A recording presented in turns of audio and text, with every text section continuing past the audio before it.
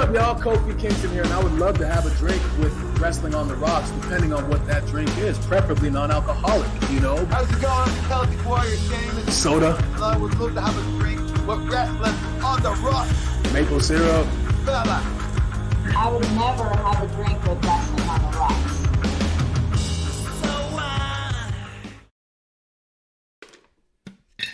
Guys, welcome to our first show. You've made it to Wrestling on the Rocks, where every episode is our first episode. And that is strictly because we will not get to our second episode until we figure out how to do this. We will have a catastrophic event at some point during this episode. That is our promise and our pledge to you. Nothing will go right. That much I know. Klump, I got a glass filled with ice. Tell the people hello. Howdy, y'all. I'm Crybaby Klump, or just Klump. I prefer just Klump, but my low self-esteem dictates I call myself Crybaby Klump. That combined with Kevlar's wife calling you a crybaby in one of our earlier episode ones, which was fantastic. And to be honest, it really stemmed from the fact that it was censored from your own chat, because your own chat thinks you're so sensitive that even the word crybaby is a curse word. Yeah. And you had to uncensor it. It was fantastic. I am at Ref Marsh. We are Wrestling on the Rocks. You can find us at WOTR The Show on Twitter. We have a special guest yet again. We got to get her on a shirt or something. Amanda, tell the people hello.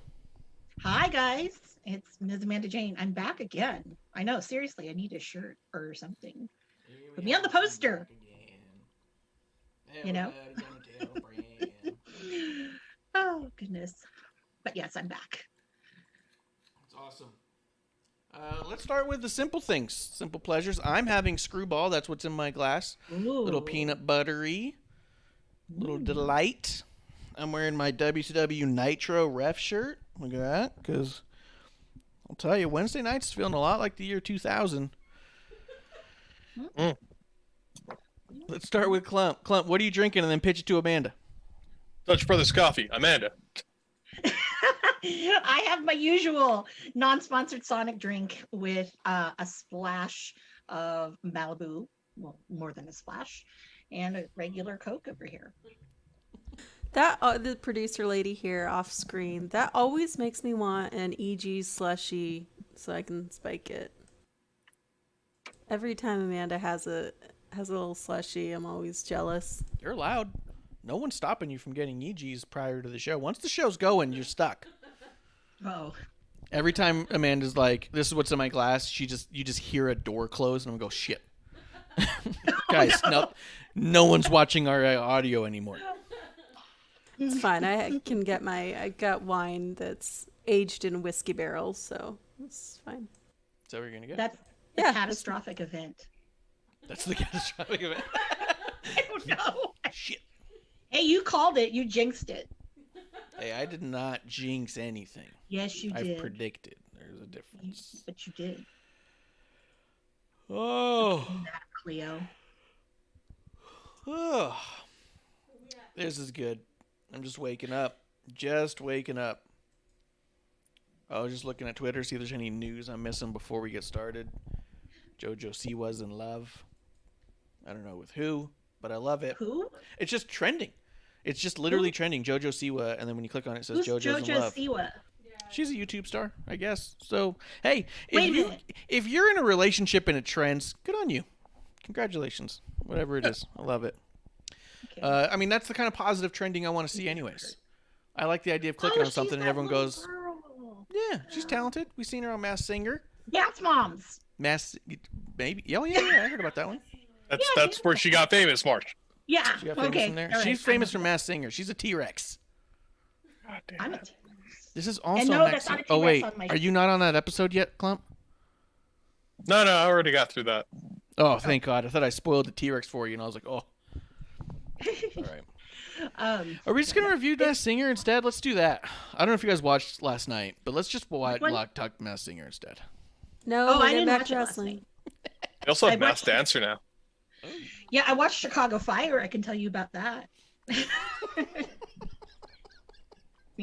And PD too. All right, we're getting back on track. All right. Producers, Loving it. Anybody in the I'm chat? not. I just opened up my chat for the first time right now. Is anybody in it? No. No? Perfect. Perfect. Why Loving it. would they Keeping be? up on the chat. You're not talking about wrestling. Let me catch everybody up on the chat. All right, we're caught up. Okay. Rust That was- buckets. Yeah. That's a good old buddy of ours. That's a callback. Cheers to you. Here we go. Yeah. Send your rust buckets. I know. I was thinking about him the other day. Actually, he won't believe me. And he's gonna think I'm blowing smoke. But I was thinking about him like 2 days ago, just being like, "Man, oh yeah, see, he says he misses me too." Is it He's one of the somebody I ones I know was too? thinking about with the pandemic. Oh you know? shit! It is him. Yeah. Yeah. See, I was just thinking, once the pandemic's over, I'm going with him, and we're gonna go have some drinks somewhere because that's just, man, this pandemic is. I'm drinking alone with all of you. Hey, I'm here too. I do miss I'll bowling, volunteer bowling to and drinking. DD that just because I feel like everyone's gonna go a bit ham. Yes, I will drink ham till I'm drunk. Actually, when I went and picked up some sushi yesterday at a restaurant, there were a number of people sitting down having dinner. I was like, this isn't good. No one has masks on. Yeah. Yeah, man, it's wild. It's wild. Anyways, let's get back on track a little bit. Because producers really let the show go off the rails. I can't believe she's done this All right, well. yet again. All right, what news you got? We for are wrestling? taking producer applications. We're not, so Oh. about to mute you. Oh, getting kicked. All of a sudden, Klump's in the waiting room in the Zoom. Just says, time out. All right, what news we got for the wrestling? there's a couple world? things. Cool, I'll go Hey. do a workout. I wanted to bring up something real quick to both of you before we get into well, I guess let's just do one news real quick. Alice Cooper had a birthday today. Let's just say happy birthday to Alice Cooper and cheers to ya, Woohoo! Alice Cooper. Yeah. A Woohoo! semi-local celebrity. Also, Aaron Solo's birthday is today. No kidding. Cheers. Mhm. Cheers to Aaron Solo. Here's Aaron Solo. Are they still together? Did you confirm? I just want them to be happy. What? The two of them. Extra talented? No, Solo and Bill. Oh, no. I have not confirmed that yet. Oh, yeah. But I was told they are still. Yeah. Well, good. Good. I'm excited to see him do some stuff with AEW. He's been popping up on Dark here and there. The guy is good, man. Yeah. I do want him to team with Ricky, so I want him to either join with Team Taz or have them both not be part of Team Taz, but I think it'd be great. Yeah, But- I think, yeah. I don't know if Ricky wants to do tag, but I mean, they're really great together, though. So, Yeah. I'm just Yeah, saying. that's true. Yeah. Let's see. They also just announced about a half an hour ago before we went live, Steve Cutler has been future endeavored by the WWE for one of the Forgotten Sons, half of the Knights of the Lone Wolf. So I wonder if they have to update that sweater to just say Knight of Lone Wolf. Wait, they hit not Jackson Riker? Or the other one. Yeah. Yeah, that's the guy who's not had a great history is there, Yeah. but we can't for the life of us remember. Do you think that they couldn't figure out which one was which? And they just... No, I don't think that was it. Is that what you're suggesting? They go, look, I don't know which one. Isn't it this one? Are you sure it's not Cutler? I think Okay. that's... Go ahead and get rid of him. We don't know why he was featured endeavored, but he was. I don't know your name, but I want one of you gone now. Yeah. I'm not going to speculate. One of you guys 'cause got to go. Pick. Little Sophie's choice in there. Rochambeau, see who. Hmm. But Cutler was good. He was actually talented. We'll see where he shows up. Isn't he with Deanna Purrazzo? Yeah. Yeah, so maybe he'll show up in Impact or something. I mean, Impact's got a Nice. solid roster. We've talked about it. Everyone there is really good, so he could fit right in and have some tremendous matches. So, Yeah. Cheers to seeing you down the road, Steve, Mr. Cutler. I do want to say, I want to bring this up real quick, just because we talked about it in our chat, and I know it's not AEW or NXT related, but on my ever-ending quest to point out the over-pushing of Drew McIntyre, they announced the other day that he is one of two people to ever beat both Brock Lesnar and Goldberg The only two people to ever beat Brock Lesnar and also beat Goldberg is The Undertaker. So they're trying to make this comparison that both Undertaker and Drew McIntyre are like this legend status. No. But here's the other thing that they're neglecting to point out. Undertaker didn't beat Goldberg until last year. Yeah. So all it does is make it sound like, yeah, Goldberg started to take some losses. He's not doing great. He also lost to Braun Strowman. Like, they're just making Goldberg sound washed up. They're not making Drew sound good. Just remember, he was in 3MB. That Goldberg? totally wipes out anything that they're trying to do with him. Because I remember that. He was the I first remember. member of 3MB that was fired. Yeah.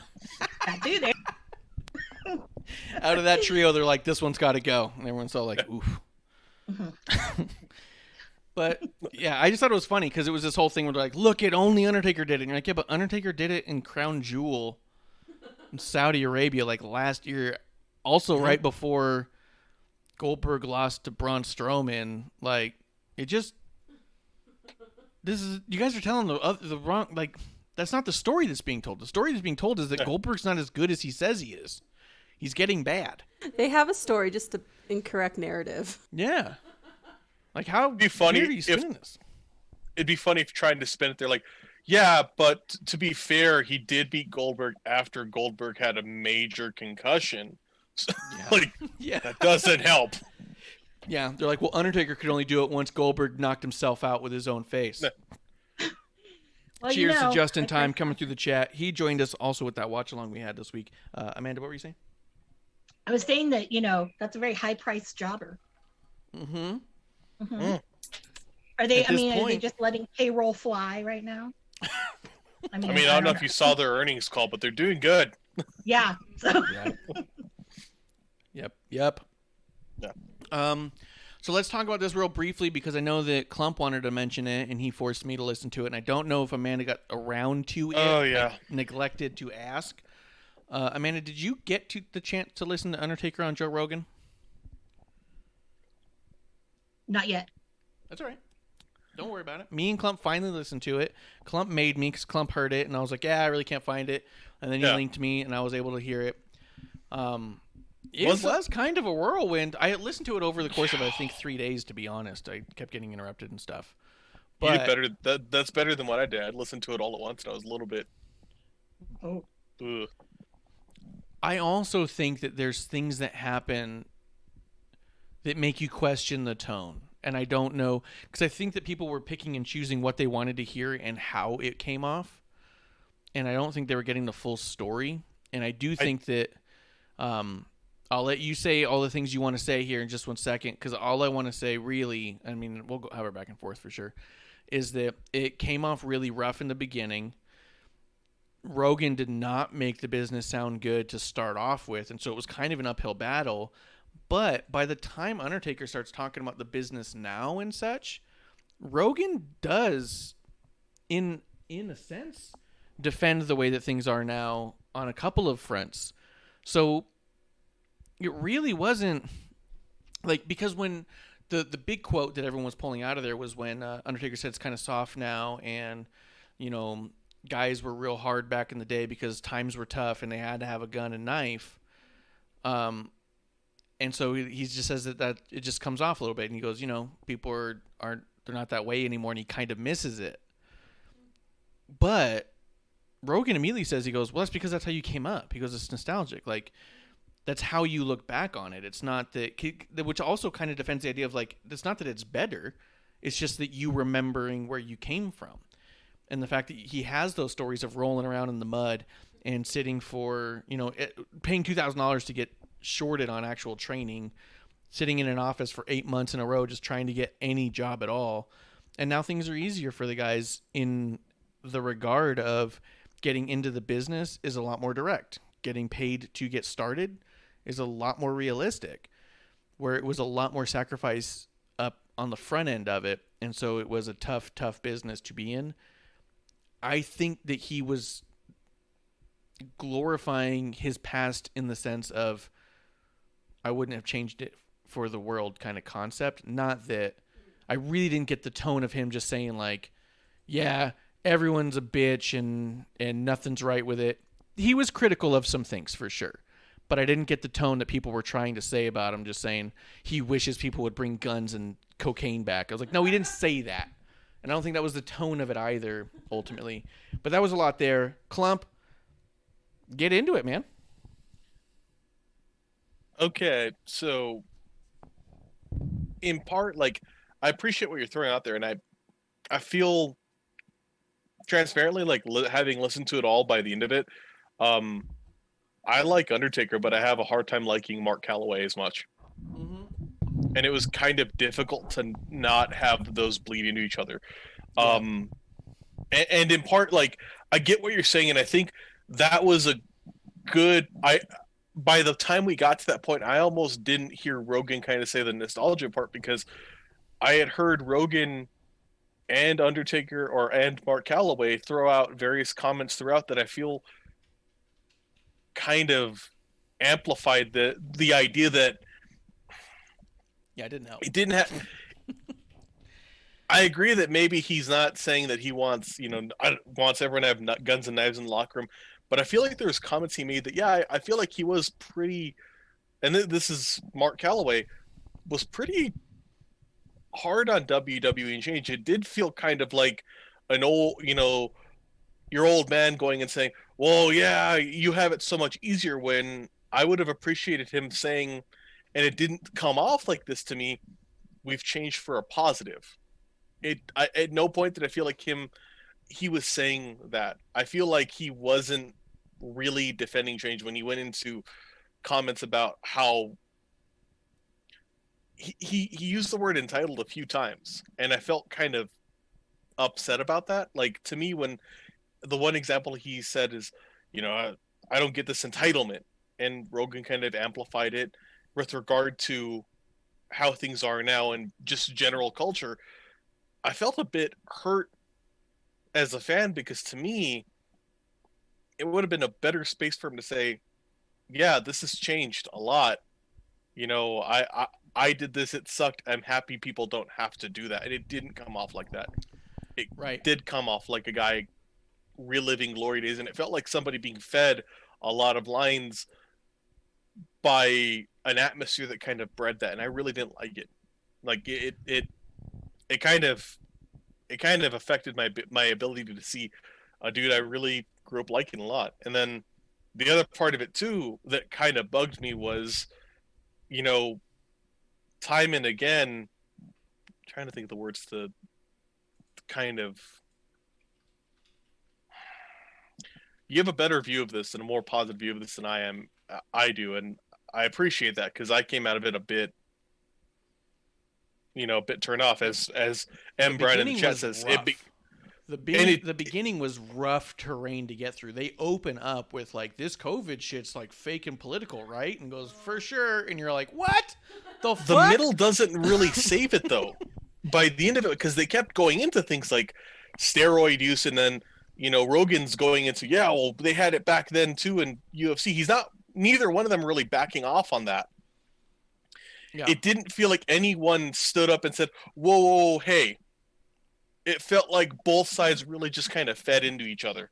And if somebody was listening to it who really wasn't a fan of wrestling, they might come out of it really with not a positive view of it. And I could see a lot of people saying, yeah, this feels really, this is just weak dancing. Yeah, I mean, I do think it's not great, just because you're going to have people who listen to The Undertaker and think, well, if Undertaker thinks this shit is soft, then I know I'm not going to like it, and they're not going to tune back in. I do think that he's trying to bring up the point that regardless of for the good of the performer, there is a definitive difference in product, and he thinks that part of that has to do with the fact that there's a different way to get in, a different experience. It's harder to find people with edge. You have to find out how to give someone an edge, where before it was real tough guys actually going out there and sometimes actually having, like, the idea of Bruiser Brody. He told a story just kicking the shit out of him when he was new. Yeah. Laying it in and busting him up. Well, everyone who's in the audience that night are leaving there believing it was real, because a lot of it was probably pretty real. You know what I mean? And that's a kind of interaction you're not going to have nowadays. You very rarely is it going to be that someone's trying to teach someone a lesson in the ring. They're going to be a lot more PC about it. Not that that's negative in that regard, but it does affect the product. If you don't have people who have that tough guy edge in the ring, like as much as I think Xavier Woods is absolutely incredible, I don't think if pushed that Xavier Woods is going to fight back unless he feels like there's an actual literal threat. Like I think he would be the type to try and swat you away and be like, no, we don't have to fight. Whereas I think with JBL, when he was in there, if I started to pick a fight with him, I wouldn't have had a chance to try and talk my way out of it. I would be too far in already. You know what I mean? And I think that does present a different look and feel that the audience can just get a feel of. Like when you're at a bar and you know a dude's just, that guy's a mechanic. He's going to break that glass in his hand. You know what I mean? Like, and I think that that's what he's trying to say. He doesn't know how to say it. Producer had something she wanted to say. Oh yeah, this I know I mentioned before, I didn't get to listen to the podcast, but just on that topic, as a former aircraft mechanic in the military, it kind of reminds me, this conversation reminds me of when I started out. My shop was very much just majority males, with all listening to metal with a bunch of tattoos, and it was like the stereotypical mechanic. And of course it was definitely rough. And, looking back on it, I remember thinking, by the time I got out, thinking, wow, these new guys have it so easy. They're not getting tools thrown at them, and they're not getting, mildly hazed. But at the same time, I was appreciative that they didn't have that experience. But at the same time, I did definitely recognize that the training was definitely different. Like, I learned things because I was just, screamed at and yelled at and things thrown at me, but I learned things immediately, it was a different learning process. And by the time I left, the training was so different, and people weren't picking things up quickly, or they didn't care to, and there was a sense of entitlement. So to me, that, I completely identify with that sentiment, that you can appreciate it, but not, I wish that people didn't have to go through some stuff like that to get the end result. But it does make you question on the other side, from the other side of it, it does make you question, is that needed to make that end result? And probably not. He's probably a bit jaded in that regard of, you have to be beat the fuck out of to be good in this business. He's probably incorrect in that assumption, but also it's the only thing he knows. He just knows it worked for him, and he knows it worked for a bunch of guys before him.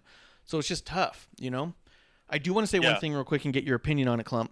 With the whole entitlement business he was talking about, you know what I thought of more than anything when he was talking about that was the guys we've talked about before, EC3, Eric Young, as much as I love them, the Good Brothers, the kind of guys who go and do interviews after they get released, and they say, well, if you don't have 5 minutes on your show, then something's wrong with your show. Well, why do they have to give you 5 minutes because you're EC3? Do you know who I am? You should be giving me 5 minutes. Where I think that from a guy like Taker probably feels an awful lot like entitlement, and not an awful lot like he had to earn every fucking second, when he's got an experience of people saying no one will ever pay to see you wrestle. And then he sees people who get paid to learn how to train, and then also say, and then they didn't give me 5 minutes a week because they're stupid.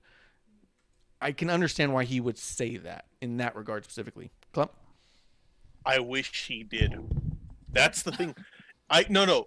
You throw that out, and I get what you're throwing out there, and I wish I heard narrowing it to specific examples rather than say just entitlement and talk about entitlement.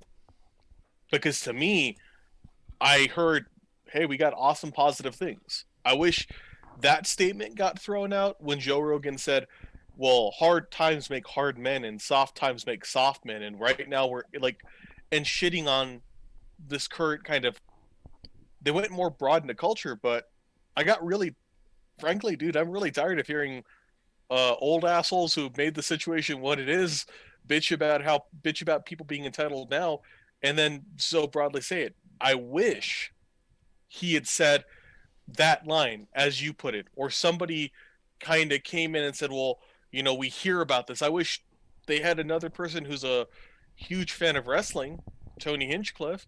I wish he had made a comment about, like, well, how do you feel about people in the business who are upset that they're not getting featured on shows? Yeah. And that would be great, but it never got to that level. Honestly, Yeah. I'm sure he probably feels that, but because we never heard things like that and we heard it put in such the way it was, dude, I came out of it. I came out of this viewing Mark Calloway a lot more like I view Chris Jericho. Yeah, I do think I agree with Matt Brown in the chat there, the famed worldwide phenomenon, Matt Brown, saying those goddamn millennials type of thing. Mm-hmm. And I do think there's actually a very real possibility that as I take what he said and try to find aspects where what he's talking about, that there's probably a very real sense of him generalizing an entire generation of people just based off of a number of interactions. Yeah. And his own personal internet biases towards the generation, as it were, too, just based off of his news that he consumes as well. So I do think that generalization was out there. But I don't know, producer. I appreciate you. Well, go ahead. Sorry. No, go ahead, Klump. I appreciate what you're doing. I appreciate that you're pulling it back in because, I messaged you after it. I told you I was pretty fucking pissed. And yeah, I was. And I appreciate you kind of pulling it back in because that's something you do well is you try and, maybe reason the context to what the person, like why behind the words. And I appreciate that here because I think I lost that in this, Yeah. And I do think it was easy to lose in this. And I do think that I'm not trying to make excuses for the things he said, but I was trying to understand why was he saying what he was saying. And that's how I related it to where I go, okay, well, I can see where he would say that in a broader sense. Because also he comes from a background of snitches get stitches and all that dumb shit. So he might not want to point out specific examples, and he might feel like generalizing is the best way to go about it. Like, and then it's also this is something I see a lot too, where they're like, well, if it's not about you, then it's not about you, right? So, I can say this generalized thing about the entire generation, but you determine if that applies to you. Maybe if you got your feelings hurt, maybe it does. Sorry, pumpkin. Where you're all like, what? No, you didn't even consider if it was about me. You just said it about everybody. And like, well, then then maybe it's targeted at you if you feel that way. And you're like, no, you're blanketing off you just spray shot. And they're like, well, if it's about you, it's about you. And you're like, but it's not about me. And they're like, well, then what are you worried about? And you're like, what the fuck are you talking about? Like I get that too. Yeah. That's a constant internet back and forth where it's all like, I mean, I got into it a little bit with Ryan Satin over on Twitter about the same kind of thing, where he's all like, anybody who says they don't know who Bad Bunny is outing themselves as being completely out of touch. And I was like, I will admit I do not keep up with pop culture. Perhaps that makes me out of touch. It does feel a little name-cally to say I'm out of touch for not knowing, when you could say, oh, you're in luck. Wait till you find out how good this is for the business. You know what I mean? Like, you can say the same thing without saying it that way. But then the response was also kind of like, you admitted you're out of touch, so maybe it's not about you. Maybe it is. You know what I mean? You're like, what the fuck? No, I agree. It's like, I feel like at many points what got me is like, I almost get what you're saying, but you could have thrown it. Like, honestly, if he'd said, like, if he talked about the way he talked about the performance center, if he'd said, we have this performance center now where we bring people in, like, rather than say, yeah, you get a contract to train. Like, yeah, we realize our industry always needs to grow, so we are able to pick and look for the best people that we find and give it a chance to be here and work to be the best version of them.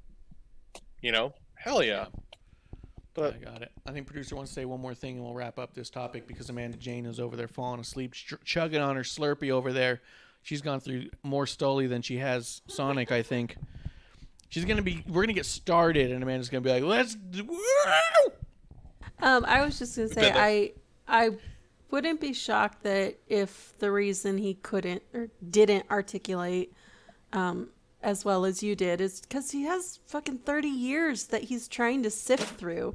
And, I mean, my military experience is less than 10 years. Yeah. And I'm just, I have got these flashbacks of, it would be called mild hazing, but, it doesn't surprise me that he didn't articulate as well. It's a shame that he didn't. I do wish that they kind of would refer to the Steve Austin sit down, because I think that was better, because Steve Austin comes from the same world, so he understood what some of the things that Taker was trying to say. That's a really good point. In that back and forth, Steve did say, I think what you're trying to say is, and helped him through it. Because I do think The Undertaker has a tough time not generalizing, just because, I mean, he is an old man. He's a grumpy old man. By the time I'm mostly that way now. I go, I don't like it, leave it. And he's never been a fantastic mouthpiece. Like, if he was, like, he's a fantastic character, but he's not been a talker, So Steve, best voice in the business, that transition's a bit easier to being a podcaster, being an interviewer. Yeah, and I do remember at one point, towards the end of my time in the military, I remember, going through all of this shit, and then one of my supervisors just mentioning, like, how do you make a diamond? And I, got frustrated and said, what's the answer? What are you trying to tell me? He's like, intense heat and pressure. So, the underlying message, if you will, was that obviously different scenario, but I kind of see them in similar terms. Yeah, I talk about that a lot, being forged by fire, sharpened by iron, that stuff. Like, I get it. But I do think that he was generalizing, and I think it's easy to do that. And I also think that there's plenty of examples you can make on either side of it to disprove a lot of what he said, versus also saying, but this is what is true. I think that there's a lot of specifics here. And I think I think it wouldn't be a stretch to say that the product is different because you do have a different type of person there. That doesn't mean the product can't get edgier or can't be good or anything a different like that. Culture. It's a different audience. Culture. Yeah, everything's different about it now. So, I don't know. Sorry, that derailed me. I don't know what I was saying. I was mid-sentence, and now I'm done for. Forget it. I have a question. So, I know, right? In this day and age, the whole cancel culture and outing people, obviously with the crap that happened in June and all of that. I mean, do you think that, like, some of us, like, there's a select group of fans that are like, no, we need to know, like, who out these people? It doesn't matter how long ago it is, or if it was some secret society. No, you need to out them. Because I think, honestly, if they had cancel culture back then, they probably would have not even, I'd say 99% of the shit that they did, they wouldn't be doing. Oh, yeah. No, wrestling would have been totally different. Attitude Era wouldn't have even happened. There's a lot of people there who had a lot of bad history. A lot of your favorites did for a long time. So I do think there's a separation between product and people as well. Let me see. Rest Bucket's in the old chat there. Intense heat and pressure also makes glass, which breaks. It's not the heat and pressure that makes diamonds. It's the quality of the material being refined, which is true. Mm-hmm. I've always said producer is quite the charcoal. What? What? That's good material to refine. That's what starts the diamond. All right, moving on. Isn't that? No, it's coal, not charcoal. Coal. Yeah, charcoal. Is there a difference? No, I don't know. Oh, shit. All right, we're done with this topic. Ah, damn it. That might be cubic zirconia. All right, what other news we got? What else we got? No, I forget. I was gonna say a couple things, and it's gone. As far as the cancel culture thing too, I think that something else that never comes out of it is a resolve. We saw a little bit of it over the weekend with some misguided words and gifs, and I think that even when someone comes out and makes an apology, the thing that always gets me is that what is your solution? Yes. Like, the solution can't be banishment by rocks every time for every infraction. Surely there must be different levels, right? There must be something unforgivable, but there must be something someone can grow from. There must be the acknowledgement that young people say stupid things at times. That doesn't exist. No, that doesn't exist. No, because without going totally into it again, Marty Scurll, he was the only one of all of those people who actually made a statement. And there was a consequence. ROH canned him. Yeah. So we can't say that, And, but everything else, it's too bad. Doesn't matter. You're off to, I don't know, Guantanamo Bay. You're ousted. No more. Yeah. And I think but I think there's different levels to it. There's got to be growth culture, right? Exactly.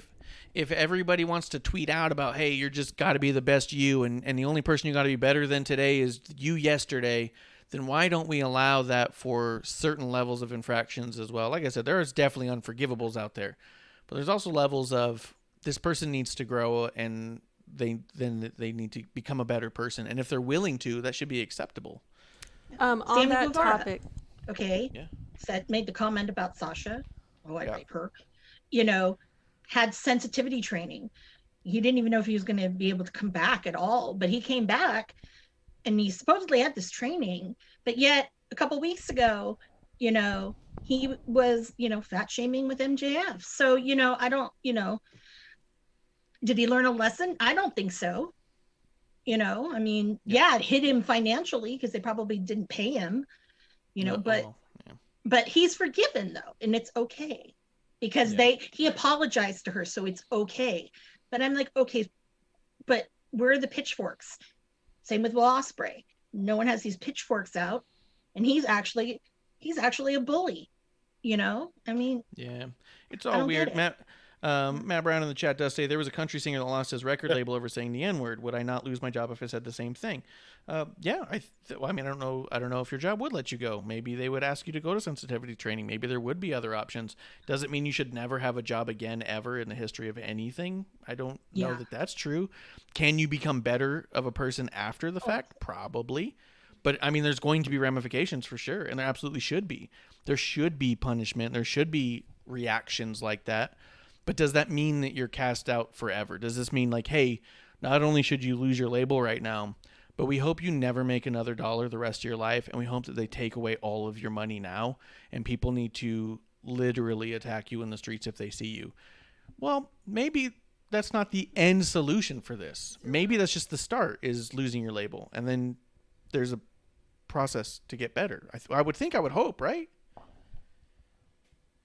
I think part of it. Producer had something she wanted to say, and then we'll go back to Klump. Yeah. Go to Klump. Yeah.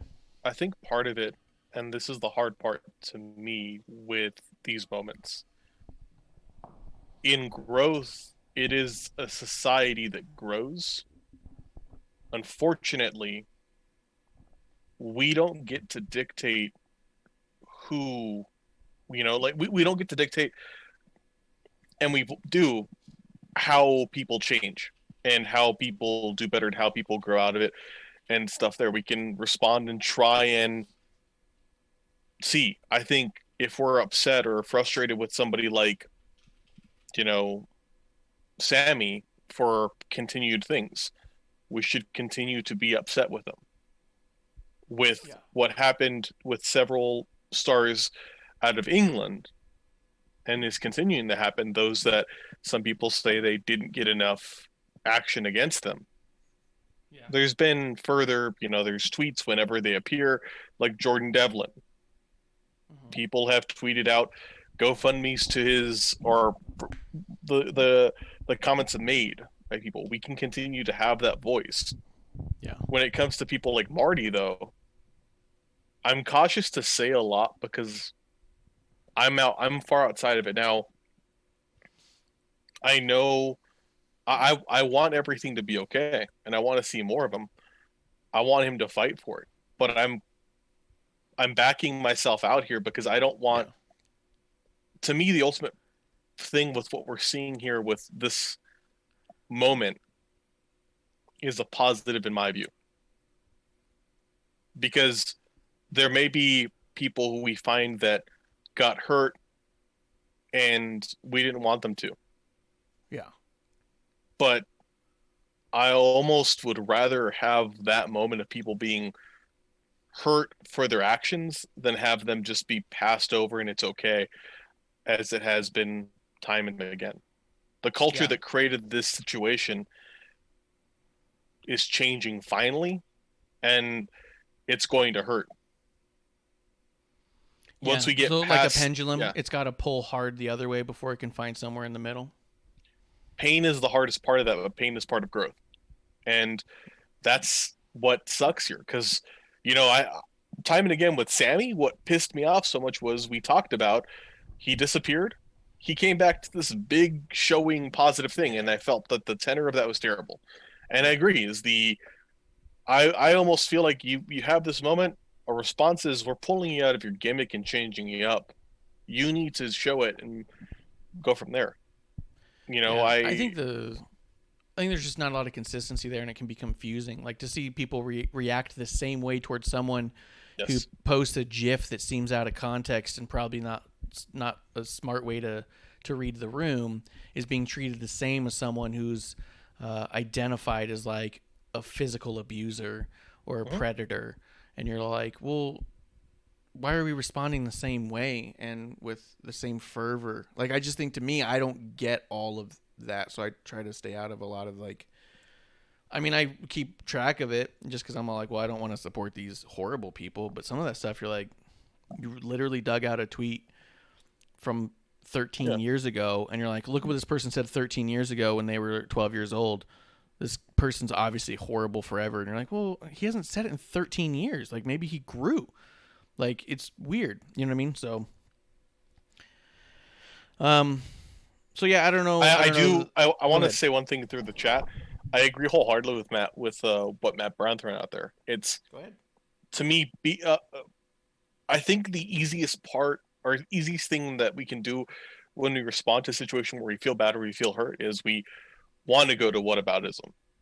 It's a great logical fallacy that we throw out. It's a terrible form of argumentation, but it's something that we try and do to reason out, this moment, like why, when we feel something is being unjust. And in a lot of cases, it's,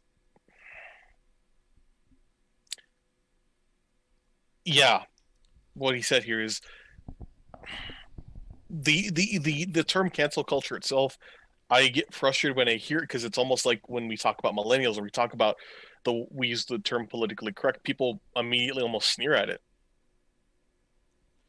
And we put it into this negative light, but no, it can be dismissive, but it's not always incorrect. And I think, to me, I think of the cancel culture as the people who do come out with pitchforks to make an overwhelming statement about a very simple actual thing, like where it's the opposite of what you want.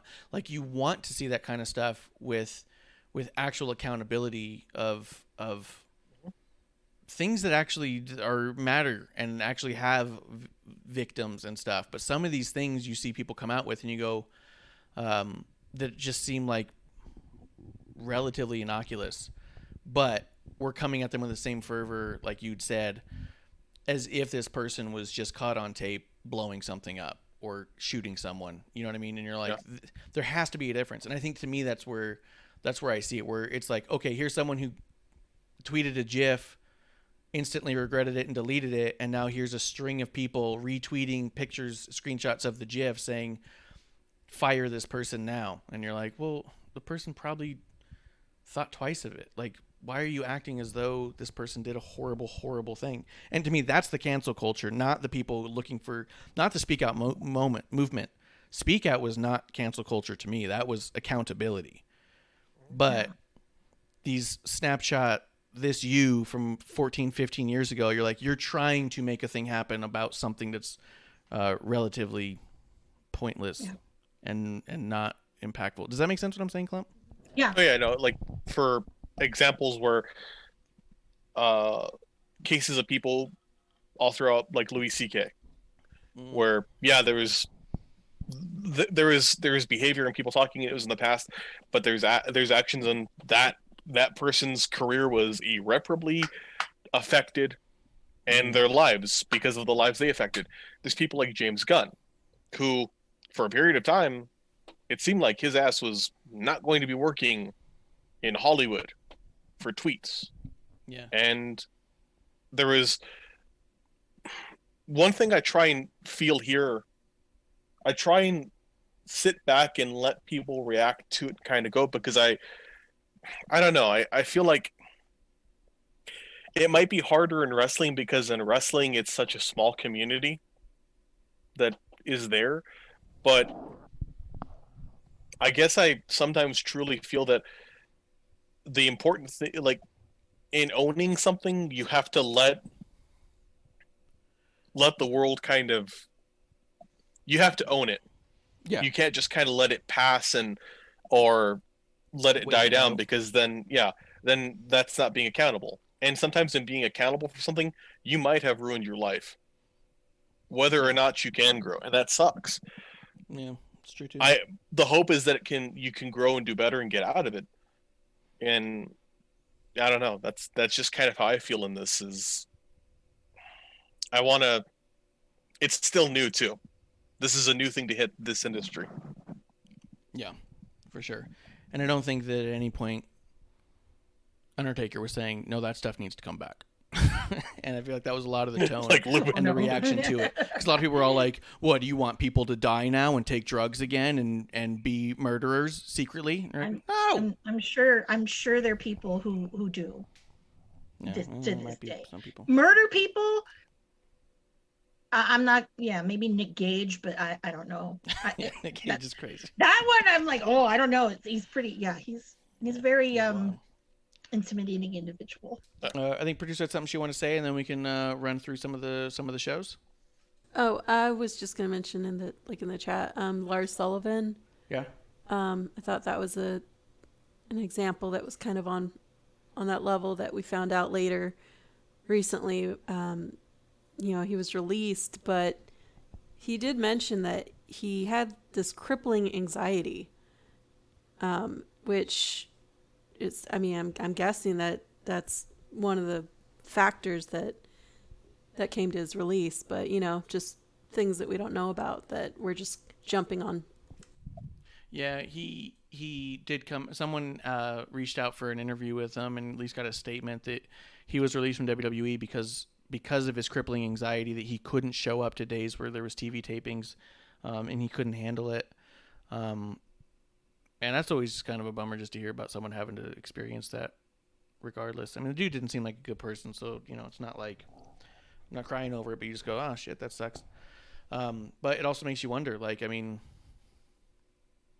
he said shitty things on a forum, for sure. Saying shitty things, does that mean you did shitty things? I don't know. I don't know any of that stuff, but I do know that he probably was really, I think there was a reason he deleted his social media early on in his career. He had no reason to go there if he already had anxiety problems. Anything on that, Klump? I was gonna say, beyond that, he said and did shitty things after with a female yoga instructor. There's a few more things than just the forums, but what people are complex. If anxiety is a part of it and he needs help, maybe this isn't the right industry for him. But then part of it I want to say as well is it can be easy to it's a complex person with a complex situation who doesn't sound great and did some things that were not fantastic at all. And there's a lot there that could have led that ultimately maybe anxiety or one part of it led to his firing, but a lot of things led to him being seen in a difficult light to people who watch the industry or watch the product. And I think, to me, like, those are what I think of. I do think it's cool to have an audience that has higher standards than there used to be. And I do think that there's something to be said for the amount of people who say, oh, the Attitude Era was the best era, are really saying they wished people had lower standards for what they watched.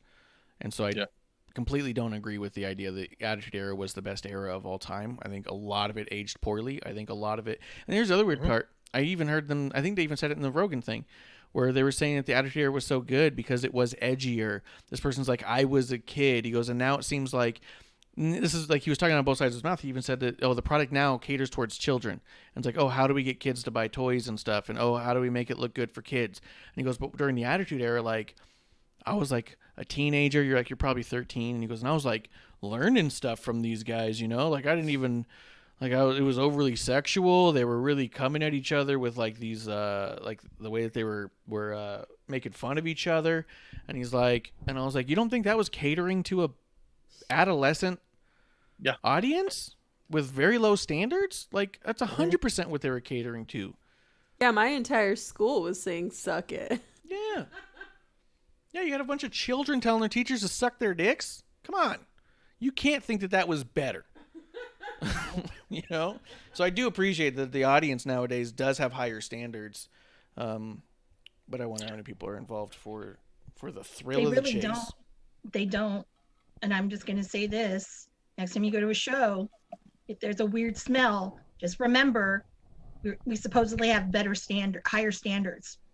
I guess not when it comes to bathing. Yeah, not hygiene standards. Hygiene, no. Yes. No. So remember, people, wash your shirts. Use deodorant. Wash your shirts.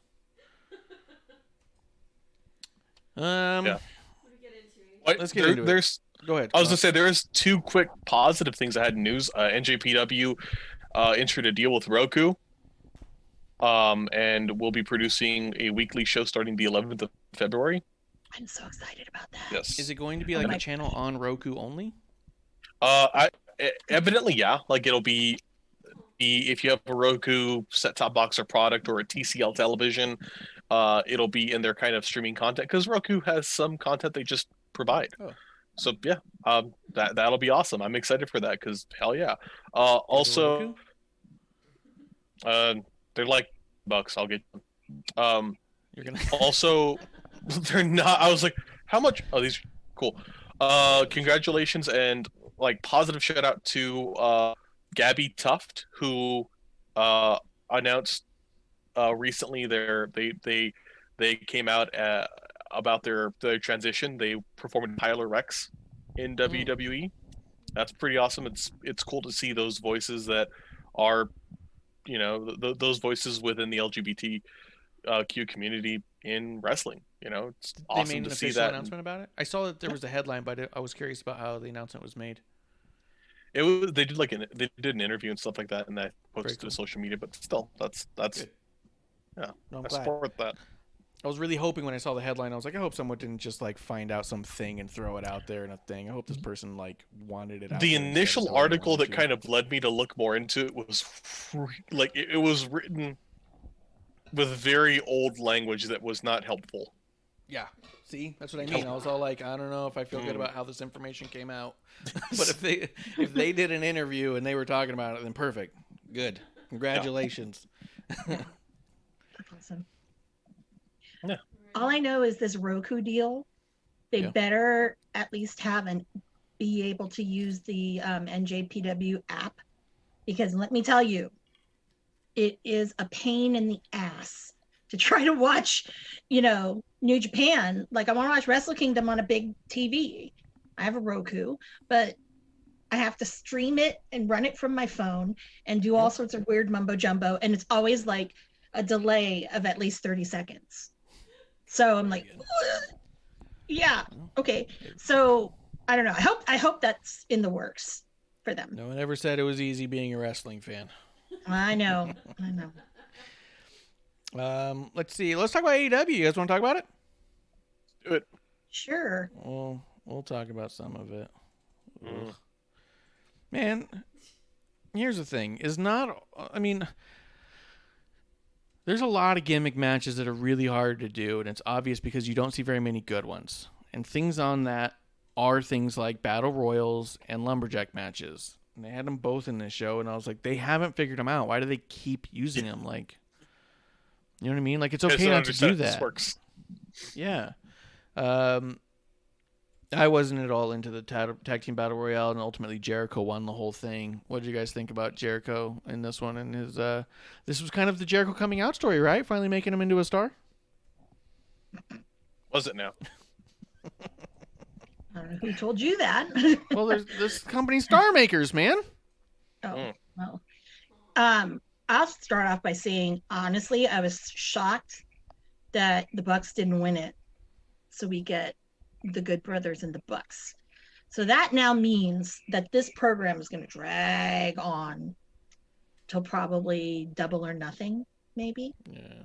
Because that's the next big one that I can think of. Yeah. And they actually, I think, are trying to do it in Vegas. Because I saw a thing somewhere online, and it's ready for them to go. It's scheduled. So I don't know. I mean, good. Yeah, but it was honestly, it wasn't that great.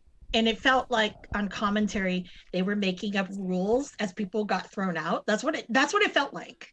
Yeah. I don't know if you got that feel too. Like Excalibur made it feel like, oh yeah, well, when the one person is out, doesn't mean the whole team is out.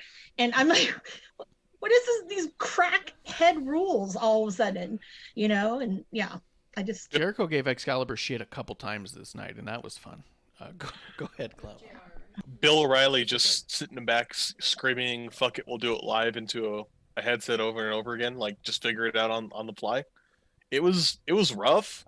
I will say, I'm not happier they're extending the Good Brothers Young Bucks storyline, because it does feel pushed, and I feel like they're not going to take their time and build this like they, what it needs to be. But I'm so happy it wasn't the Bucks winning it and taking the spot away from other teams. I would have, honestly, I think it would have been a better story if,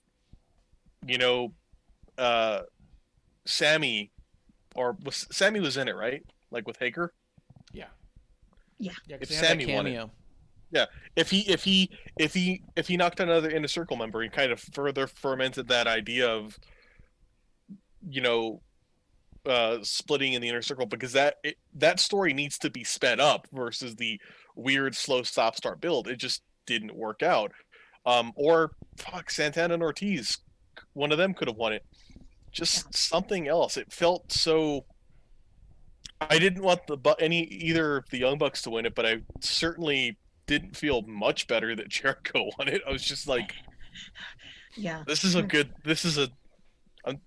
an F, but this is certainly a D-. Yeah. Also, Jericho was messing up a lot in this one. There was that spot where they're like trying to push Jungle Boy out, and three of the Inner Circle are like putting their feet on him and pushing out, and Jericho legit stopped making contact, but still like had his foot there, just looking lazy and weird. It was awkward. Just in time in the chat saying Jericho again in a position to put over someone and didn't do as usual. Yep. Yeah, it's hard to argue. Go ahead, Amanda. Here's an interesting thing about just the take that I get from the Battle Royal. I was just kind of looking, online, and a lot of people like to say AEW is all about the Bucks, the Young Bucks. Mm-hmm. I don't think that's true, because if it was, then yeah, they would have won that, the tournament 2 times in a row now, and they would do the Good Brothers thing and then be gone with it. But that didn't happen. Or I don't know. I mean, because you can look on their faces sometimes, like Matt and Nick, or Nick especially, sometimes does not have a poker. He just, you could tell on his face that he's just like, he's not having it. I mean, this is like, it's like, I got to go along with it. I don't necessarily like this, but I'm just curious on what your take is. Like, do you think it's all about the Bucks? Because I personally think that AEW is really about Cody's agenda first, and then for some reason, I don't know why, but Jericho, his agenda comes second. Yep. I think And- your worlds have collided right there, though. Because for the same reason Jericho forced himself into a story that didn't make any sense to be around Orange Cassidy because he thinks Orange Cassidy is hot right now. Mhm. Also, what do we have building up to now? If it wasn't all about the Young Bucks, then why does Jericho want so badly to work with the Young Bucks? So much so that there's a battle royal to put him and his new tag team in the number one contender spot to have a match against the Young Bucks for a title so he can be near the Young Bucks and say he had a Young Bucks match. Even though it's a company with ranking systems where wins and losses matter because there's always going to be a number one contender based off the rankings, and we haven't heard about the fucking rankings in months now because it's a sports-based entertainment, right? Sports-based product. I'm glad they started dropping it, though, to be honest, because it hasn't been that for a long time. But I do like they stopped talking about it.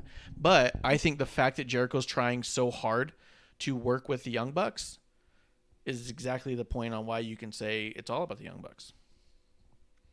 Well, I mean, he had a match with the Young Bucks on the first cruise. I was there. And he teamed with them. So, you know, I'm like, Yeah, that was but awful. still, I mean, yeah. I mean, they weren't that great. I mean, let's face it, they weren't that great. Or maybe, I don't know, I was injured at that point in time. But, because I did get injured on the boat. But I don't know. It's just the inner circle thing, I think, has gotten stale. It's run its course. I mean, Yes. you know, like I don't 100%. necessarily, I don't care about them. I'd rather see like Team Taz go on and on and on, right? That would be better. Yeah. And then obviously, you know, there's other stuff that, you know, I would love. Actually, to be quite honest, I mean, I'd rather see Shaq talk with all the guys on that Inside NBA or whatever that show is called, you know, That's funny. Yeah. talking about him maybe wrestling. I mean, that's better to me than seeing. I called it Flubber, and Canal Street Boy. Oh, Because that makes sense. Max's fake, yeah. And Yeah. I just call Chris Jericho Flubber because that's what he looks like. He looks like a blob. I mean, Yeah, he's I'm blobbish. just like, ugh. In the chat, I agree with Just in Time though. But I might add, it feels like. Read it. They can't Okay. read it all. Sorry, Just in Time said it almost feels like they're afraid to move past Jericho, and I would kind of add to that. And I don't know if it's Tony Khan, I don't think it's Cody. I think Cody's pretty well insulated his ass from Jericho, but it does feel. Yes, but it feels like in a lot of ways the office is not willing to move past certain people, Jericho being one, and maybe the biggest example I would also throw out Kenny. I like Kenny. I feel really frustrated with how we keep throwing his ass in these weird spots, you know? Yeah. Yeah. Kind of a broad think statement about the show. Sorry, go ahead. Yeah, I think the Young Bucks and Tony Khan are both infatuated with Jericho. They've been saying since they started that Jericho's kind of our Hogan. Having him around is really special. He's one of the greatest of all time. If you ask me, he probably is the greatest of all time. Okay, only if we ask you. I think anyone else who is saying that at this point is just giving lip service to try. I think that a good chunk. You know what? Let's talk about.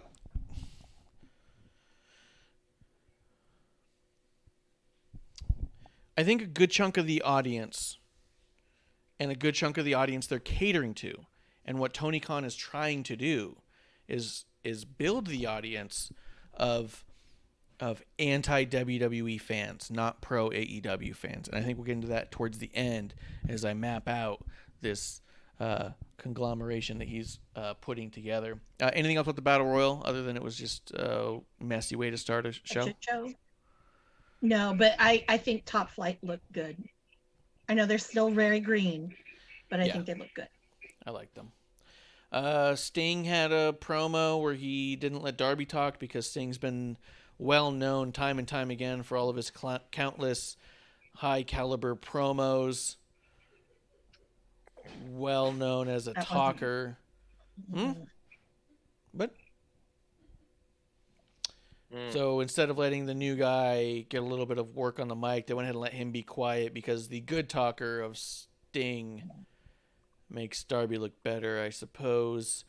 Ricky Starks did have a nice little chime in there. I really liked him. He stole my shirt. I'd like it Oh back. my god.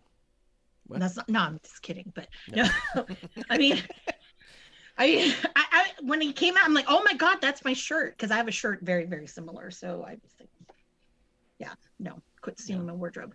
You know, it was really interesting how now Sting has this fatherly kind of bond, or whatever we want to call it, with Darby.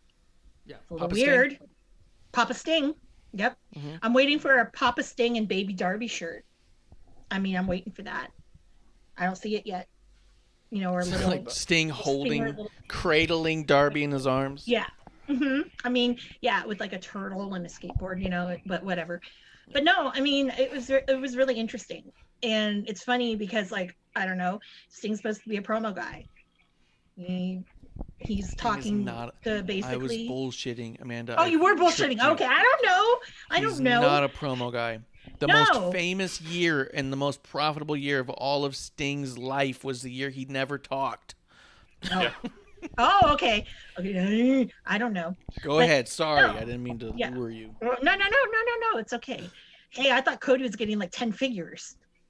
So yeah, dumb me.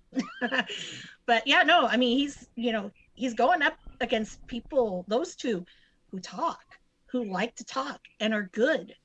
I think that maybe both of them shouldn't talk.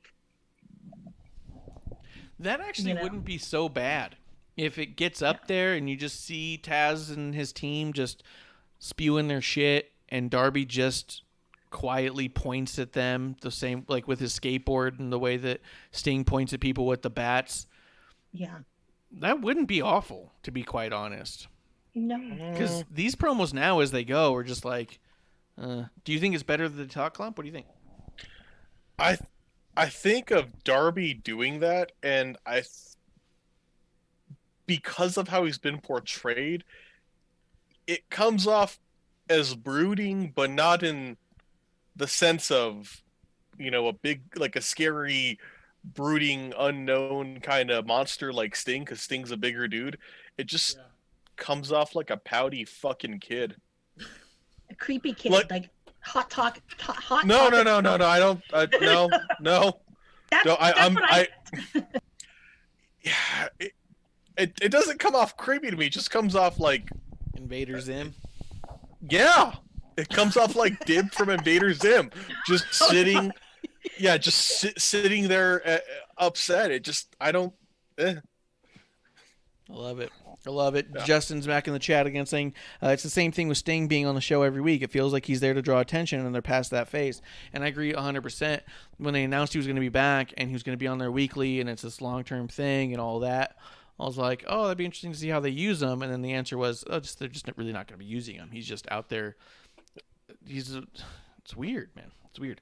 I did think it was interesting that it was a fucking blizzard on the inside of Daly's place, but there was not a single snowflake outside where Taz and his party were all locked out of. No. I just thought it was funny. There's just like all this snow going, and there's like, hey, they won't let us in the building. I was like, it's not snowing outside? Yeah, you're like, what's going on? It snows at the beach. That was the first thing I thought. I didn't know that it didn't snow at the beach. And Justin said he doesn't need to be on the show every week when all he's doing is the same thing. And I think that's the real crux of the whole thing. We haven't seen anything different from Sting from the first appearance to now. There's been he had a hard time breaking glass last week, but he finally broke one. So that was nice. But it just made him look like he can't beat up glass, which, as Russ Buckets, if he's still around, points out, can break. He hasn't done anything to add to any of it. And the other thing is this. Darby's had how many title defenses? 1? Yeah. So does that kind of make Cody the John Cena of AEW just because he had an open challenge week by week? And Yep. All right. Doesn't bother me. Yep. But Go ahead. Say whatever you guys want to say about this segment because I'm done with it and we'll move on. Well, it's interesting what Sting is going to do when Darby has his second now title defense against Joey Janela.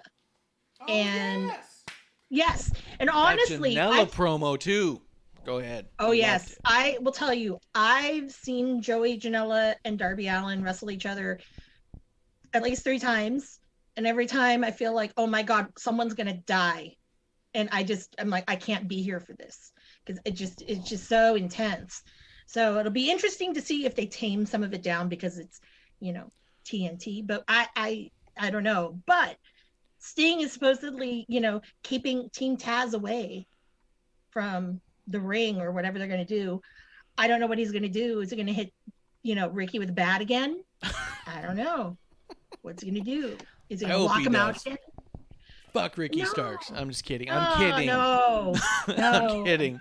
No, hit someone else. Like, let your son take bumps. That's part of being in the industry, brother. Come on, you have to take your lumps sometime. Yep, but that's gotta. It'll be interesting. But Janela, I must say, that was very interesting that it's him.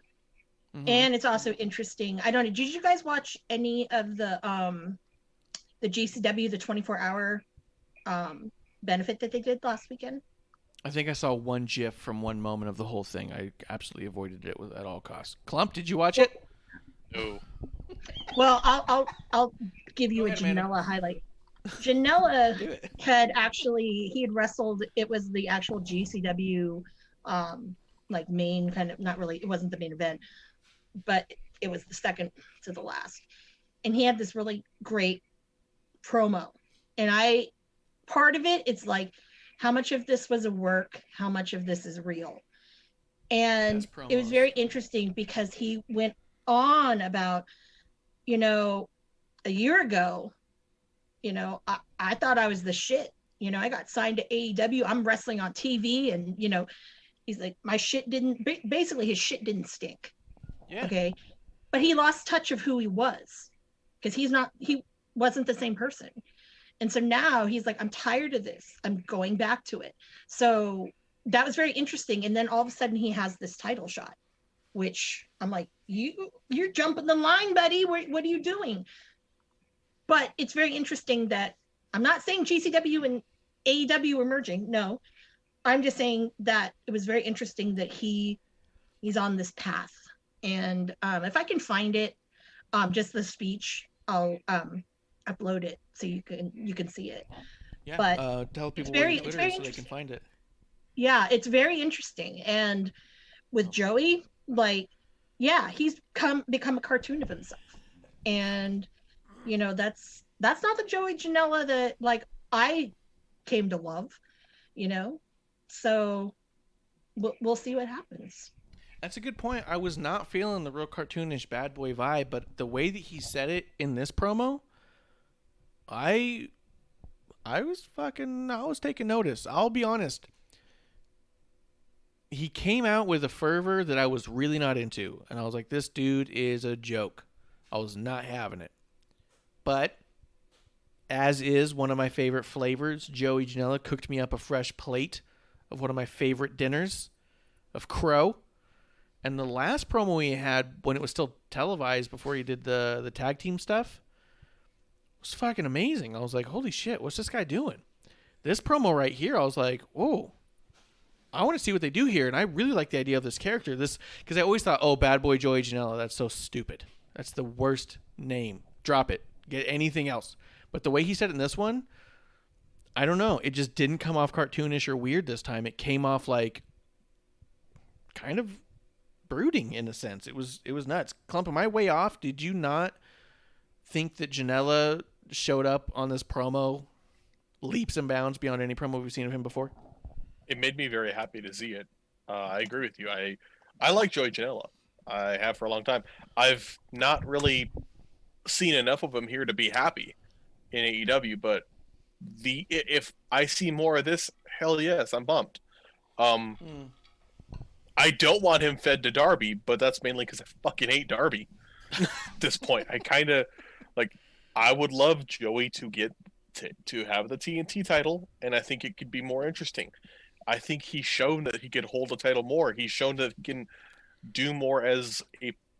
I think there's more of an upside with him.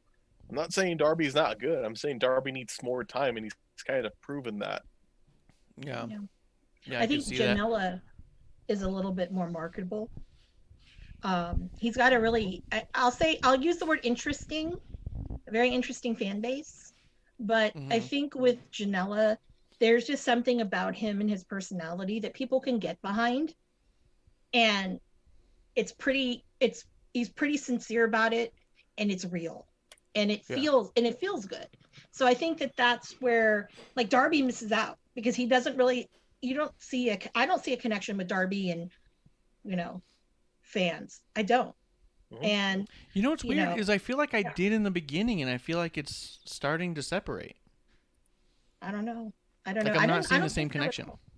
I don't think so at all, because I've seen him at I'll use PWG, he's selling merch in between whatever. Yeah, you're not in character. But even then, his interactions with fans were they weren't the normal. It wasn't, it was a little weird. So yeah, I don't know. That's interesting. I was really happy about it overall. I think that as of right now, as much as Sean Spears thinks it's him, I think right now the biggest actual sob story and case for misuse and mishandling in AEW is probably Janela. Although Sean Spears has been removed from their roster. I was just double checking, as a matter of fact, because he cut that promo where he said different 3 letters, same glass ceiling. Sean Spears just isn't there. He was removed a bit back. We did see him at the tribute for Brody, but at the same time, it was a tribute to Brody, and I'm sure that bridged a lot of bad feelings in general. I feel like a lot of people just wanted to be supported by each other, and you can't knock any of that. So even respect to them for, if there is bad blood there at all, if that is at all, quote, a shoot, then respect for them for letting him show up and be around everybody for that. But I do think that the usage of Joey Janela has been, to me, surprisingly and shockingly, I'm going to say Janela is the one I feel is being misused pretty severely over there. Which also, and I say that as someone who is literally eating crow so bad feathers are coming out of my nose right now. At StarCast, I could have met him and Penelope Ford. Literally snubbed them. They even saw me, and I looked at them and went, ugh, and walked away, because I was like, no. God. I was a dick. Yeah, you were a dick. And probably Joey's like, what the fuck was that about, probably. Yeah, he probably was like, the fuck was that? I totally Sean Spears Joey Janela. Fucking Joey. And I apologize. I'm eating crow right now, fed to me by hand by Janela. I'm gonna tweet at him. I'm gonna see if I can get him to do a watch along with me. Yeah. Just some crazy wild match that he wants me to see that I've never seen. Yeah. His favorite death match. Maybe 2. I'm gonna see. We'll tell him. Into danger zone there. I don't know. It'll be a nightmare. Klump, you want in on it if I do it? I'm in, yeah. I'm still looking like, wow, Sean Spears is gone. I'm kind of like, the world feels brighter. I'm shocked about that too. The world feels brighter. Oh yeah, I when I saw that they were like he's removed from their roster, they didn't say anything. I was all like, fuck yes. Race guy's good. Clear up. Well, the only place he could go really is ROH, because they don't have a partnership with AEW. That's not true. There's another place he can go. Yeah. Straight to That's hell. the only place he can go. Say fuck off. Oh God. Yeah. He can turn that son of a bitch sideways and stick it straight up his candy ass. He could go to he could go to Home Depot and work there. Like that. That's cool. That too. Yeah. That's a good point, man. He doesn't know Lowe's until he knows Lowe's. Yeah, like he's got muscles. He'd be fantastic at like, I need some PVC cut. He can, move it, stuff like that. Yeah, it's great. Oh, dude, I would love to be like, hey, these bags, could you carry these bags to my car? I would love it. Guys, let's move on. We are gushing too much over Joey Janela, and I never thought that would happen, despite the beauty of everyone he's with. I still never thought that would happen. I think it's a fever dream, honestly. I've never heard you be positive. I'm kind of weird about this. It's weird, right?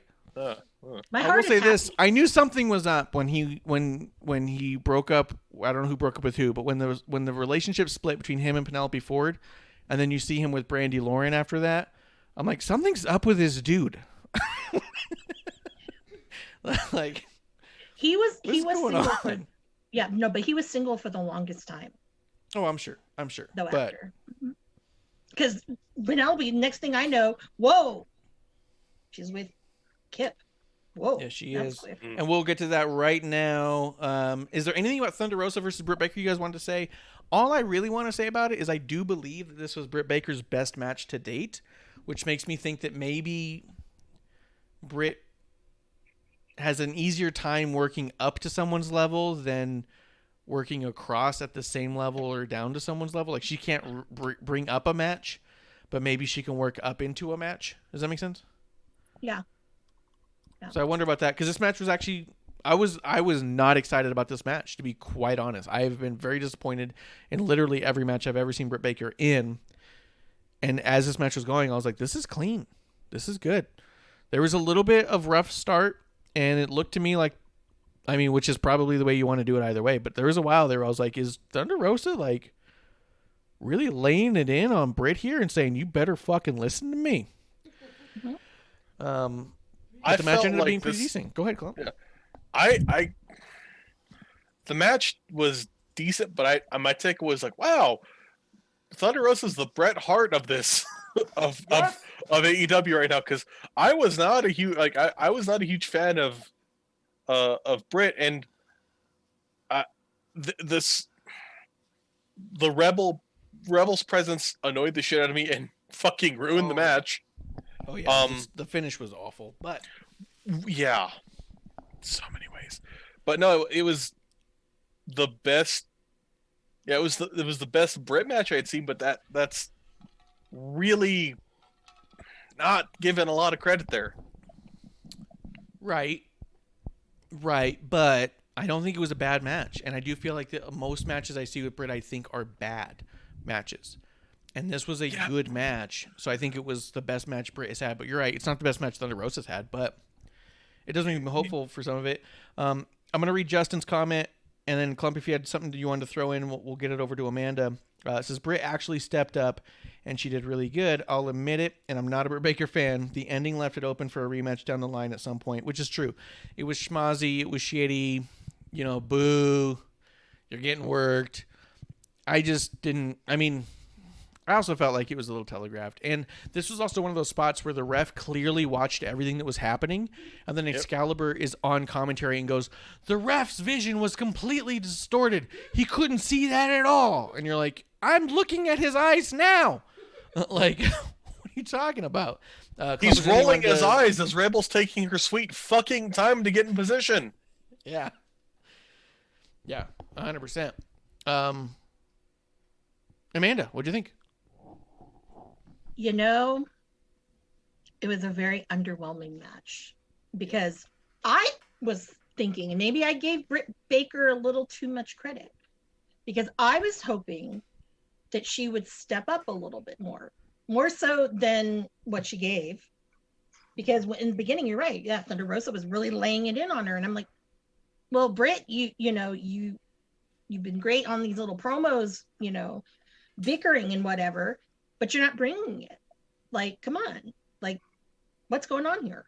So I'd like to see number 2, and hopefully number 2, she takes kind of the lessons of really watching herself and watching tape and seeing that, okay, there's what she can improve on, because this one, you can tell that, okay, you can wrestle a little bit, Yeah. but Klump is our resident expert for number 2s, by the way. Yeah. So it's like, if you want to, make number 2 a really, make it epic, then you need to step it up. So yeah, that's what I thought about it. And Rebel just freaking, I don't know. The only thing I like about Rebel is when they do the waiting room, her horrible laugh that's phony. I love that. I don't know why. That's funny. I like that you dig that.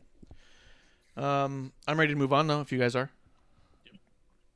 Cool. The Hangman Page Matt Hardy versus Chaos Project, I didn't like any of that at all. I don't understand any of it. I don't know what Matt Hardy's doing. Matt Hardy seems to be the most aimless person in the whole company, and has been since he got there. Every week it feels like he's trying something else out. Yeah. But I hear it's all tied together through being the elite. What was that, Klump? yeah, I mean, it feels like he's throwing everything at the wall to see if it sticks. However, he's not letting anything like breathe. Yes. Yeah. Like, I could see one of these things working if you put some time into it, but I don't know. Um, this felt weird as hell, and like Matt Hardy just feels like a generic heel. He doesn't feel crazy. He doesn't feel special. He feels spastic, Yep. broken. Like not in a broken way, but like in a like he's not like what is the like it, so much of this show felt like it was put on by a high school drama club and they didn't get high marks. And everyone apart from Ricky Starks was yelling the entire program. Yeah. Every single promo, Tully was yelling at the top of his lungs. Oh, you know who didn't was Dax. He also didn't yell. But everyone felt like they were yelling. Commentary was yelling. The audience was like yelling into their mics. They were like piped in really hot. But it was also like clearly not the fans. It was the coworkers. You know what I mean? Like it was obvious. Yeah, I don't understand. And so the fact that all of Matt Hardy's story is truly being told on Being the Elite is going to tie into as we get towards the end of this. This is the only thing I have to say about the wedding, because I'm ready to move past the Matt Hardy stuff already. I think Klump summed it up nicely. This whole wedding segment was as shitty as every other wedding segment that's ever been on wrestling.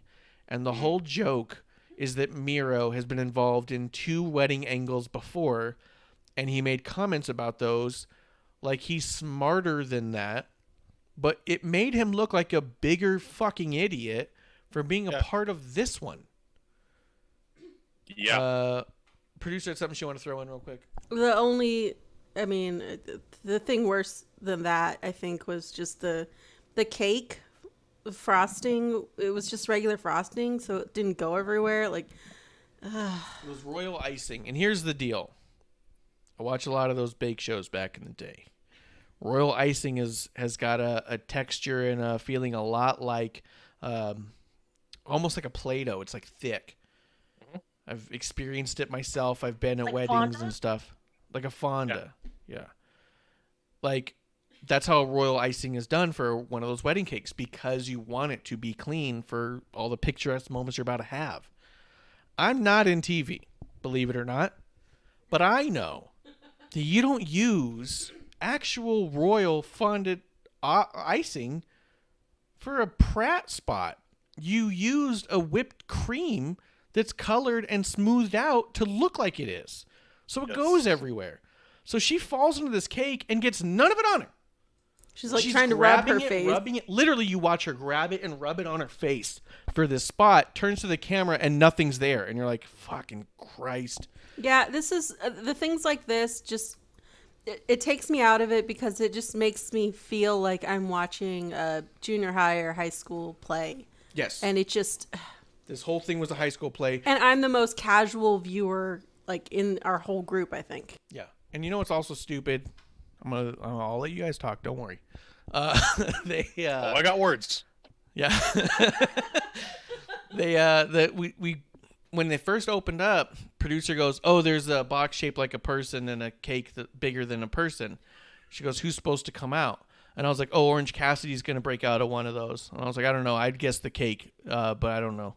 And I was like, "But it's gonna be Orange Cassidy." I was like, "It might be Trent if they were faking his injury, but Cassidy's gonna be jumping out of one of those for sure." I was like, all slow and stupid, like probably. And then, of course, that happens. Slow. But then I saw a bunch of people on the internet and in chats that I was in just being like, "Oh my God, I can't believe Orange Cassidy." You're like, are you serious? My favorite part about wrestling is getting worked, but there's also times when it's just impossible to not pay attention to the littlest things. That was a cake that looked like a cardboard cutout. So bad, dude. Hold on, let's hit the chat. Justin says, "The most poorly put together garbage segment anyone's seen. Miro's going to be forever known as the guy associated with horrible wrestling wedding segments."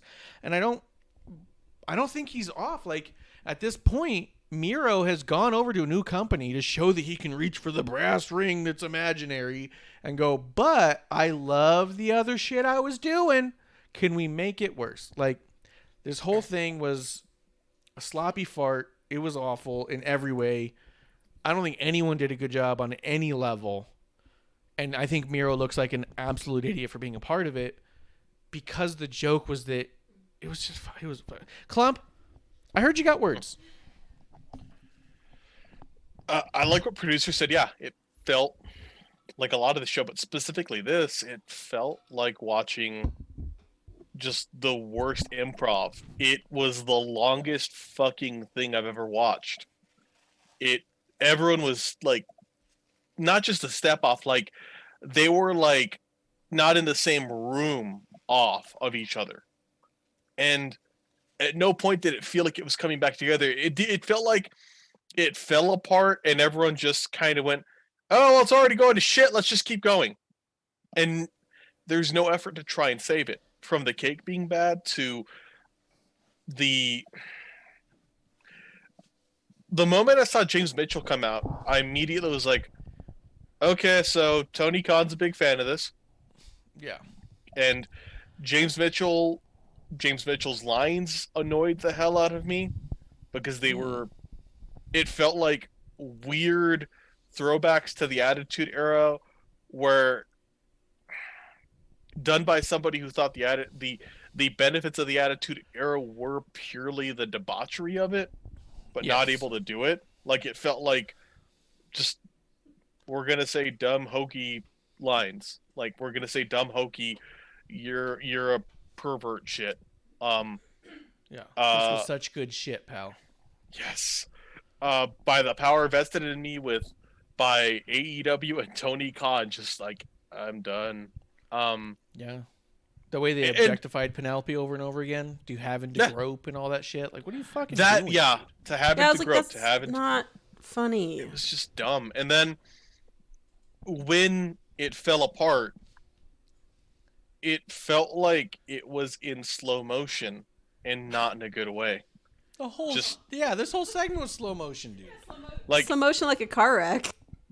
Like, why is it taking this long to... Like, why is he going to kick it? Why is it taking this long to cuff him? Why is nobody talking? Why are we all just kind of sitting here waiting? Why is Orange Cassidy, like, slowly lifting up the kick? I know he's the most lethargic person ever, but if that's the case, make him the fucking butler and make Chuck the guy who busts out. Because Chuck's... I hated it so much. No one's better for this segment. Amanda, what'd you think about it? Did you love it? Fuck no, not at all. No, I enjoyed this as much as I. Yeah, well, you know what? I enjoyed it as much as that musical theater thing that Jericho and MJF did. Oh, I don't know. They'll get an award from the New York Times. Whatever, but I think that the musical was just a little bit worse. Obviously, yeah, you can tell it. Tony loved this idea. No. But the segment brought two things to my attention, and it has really not anything to do with the actual segment. Is one, AEW has the worst camera crew, or whoever is, calling the shots on which cameras to go in the back. They're not very good, because we shouldn't have seen Penelope like on her face because the cake was stupid. I mean, just stuff like that. And I just kind of was like, oh, and it happened quite a few other times as well in the evening, like during the Battle Royal, there was a couple of times. Actually, even in some of the matches too. Yeah. So I don't know. That also kind of took me out of it too. But I'm like, whatever. It's a wedding. Someone's gonna, there's going to be cake in someone's face, and there's going to be somebody who's a surprise, but not a surprise because it's orange, I mean, the one that would have been a surprise if it was Janela, but, but that's not the storyline. So, yeah. And then the other thing too, I wanted to call back on this one about, with like the coworkers and stuff. And I was going to say that the mic was very, very loud on the side that the Gun Club is on. And I swear to God, Austin Gunn just needs to calm the frick down, because he had these horrible chants, like the AC/DC, the Thunderstruck thing. Yeah. They were trying to do for Thunder Rosa. I'm like, what is this? It's like you're trying too hard to get something that should be naturally organic. And you're trying real hard to get something over. They also were chanting tag team slut at Jericho, but it makes it sound like they're saying tag team suck, which is not what you want. Or I thought it said tag team slugs. I don't know. Well, I don't know. I mean, I also think the idea of chanting slut right now is probably not necessary. This is TV. You can't have someone, call themselves Stroke Daddy, but you can, chant slut as much as you want. Yeah. So, and then they kept singing Jungle Boy's song in every segment. Yeah, that was Austin Gunn. And I'm like, you need to put duct tape on his mouth, whatever, because it was very obnoxious. And then, of course, that side, because it's always usually the same people, his brother gets into it, and then they all get into it, and I'm like, no, we don't need that. We get that there's really no fans. We get that, but you can't try to force something, when it's really not there. You just can't. It's like piping in. They're better off piping in sounds of crowds. 100%. Producer had something she wanted to say on this. Well, I mean, first you'd have to have the know-how to do that, Amanda. But yeah, part of me wonders if the executives from the channel watch this from the show. There's not a chance in hell they watch it. Let's see in the chat real quick. Fabtina says she wonders why Miro would do this. And Justin says, went through a terrible wedding segment in WWE, left and went to AEW to do the same. He has no right to complain anymore about getting garbage because it feels like he has no problem with being involved in it. Beyond not having a problem being involved in it, he's a part of the creative now. As they say, everyone's a part of their own creative for their own storylines. He's got the least amount of ground to ever walk on saying I was misused in WWE. Were you? Because you went to go do your own thing to prove everybody wrong, and you did the same thing. Yeah. Same entrance, same everything. Yeah, so I don't know that you were misused. I feel like also... So, to Amanda's point and to, the comment that we just heard, Miro also... This has shown how weak of a performer he is. Like I wanted to defend the dude forever, but he gets shook by the audience. Yeah, it just like he sounded shaky. And I'm not saying, this is, he can't get out of that, but fuck, it sucked. Like him being shook, and when the crowd's, and then the crowd shouldn't be singing. Your talent shouldn't be getting other people over, but I feel like your talent also should be able to handle some people yelling, because what's going to happen when he has a crowd in front of him? Yep. It was, It was a weak showing for sure. And I think he basically, was digging his grave with this, because now it's like, what do you do with him? Because he's a joke now. You can't. I don't think you can recover from that. I mean, you solidified it. He's been a joke since he got there, but this was the big underline of like, don't forget, I am a joke. This is the punchline. Yeah. Yeah. But, hey, if he's making good cash and, wants to do this stuff, good on you, man. But let's not pretend it's higher level. Exactly, because it's not. It's not. I'm ready to move on. I only have like 2 more things to say about the show, more or less, if you guys are ready to burn through some stuff. Yeah. Let's see, the Lumberjack match. Here's my problem with it. The Lumberjack match was really awkward, really weird. Didn't make any sense to have the Lumberjack spots they had. All of the spots involving the Lumberjacks were devoid of the match and distracting from the match. And when you have 2 talent who work so well together, like Lance and Eddie, and who could put on such a great match because they've done it before and they are who they are, Let them have just a match. Make it a street fight for all I give a shit. Do something with it, but don't have how your entire fucking other roster out there trying to get themselves over instead of focusing on this match. These talent are too good and are too good together and have too good a chemistry for the whole thing to be torn to shit by a stupid stipulation like a lumberjack match, which didn't make sense to begin with, didn't need to happen to begin with, and they're already impossible to make good anyways. How many good lumberjack matches have happened since the 80s? You know? Just AEW doesn't need the stupid shit right now. Not now. That's all I had to say about it. Was this match would have been better if it was just the two of them wrestling. Klump, I know you had something you want to say about this match. 100%, I agree. I felt like this match would have been better if it was just the two of them. In performing, I sat there and I was thinking, like, why is King doing Jericho's strikes? Mm-hmm. Like these weird, like, or like this weird mix of like backhands with Shane's dumb potatoes. Yeah. Like it was very weird. And then why is Butcher and Blade getting in more power spots than Eddie? Like the only throws or anything. And who the fuck are these knockoffs of heavy machinery that I'm now calling large equipment coming in and getting like involved? It just it was god awful. And they weren't even signed talent. It's Bear Country. I don't think they have contracts. No, they're large equipment. Oh. Well, I'm calling them. I will not call them Bear Country. They're large equipment. Okay, well, large equipment does not have a contract. But yeah, that was sloppy. They rented them like large equipment. There you go. Yeah, and the Gunn Brothers, I know they had a little action in there, and I was like, God, you guys, it's not about you, okay? Yo, and it's then not Eddie, about you.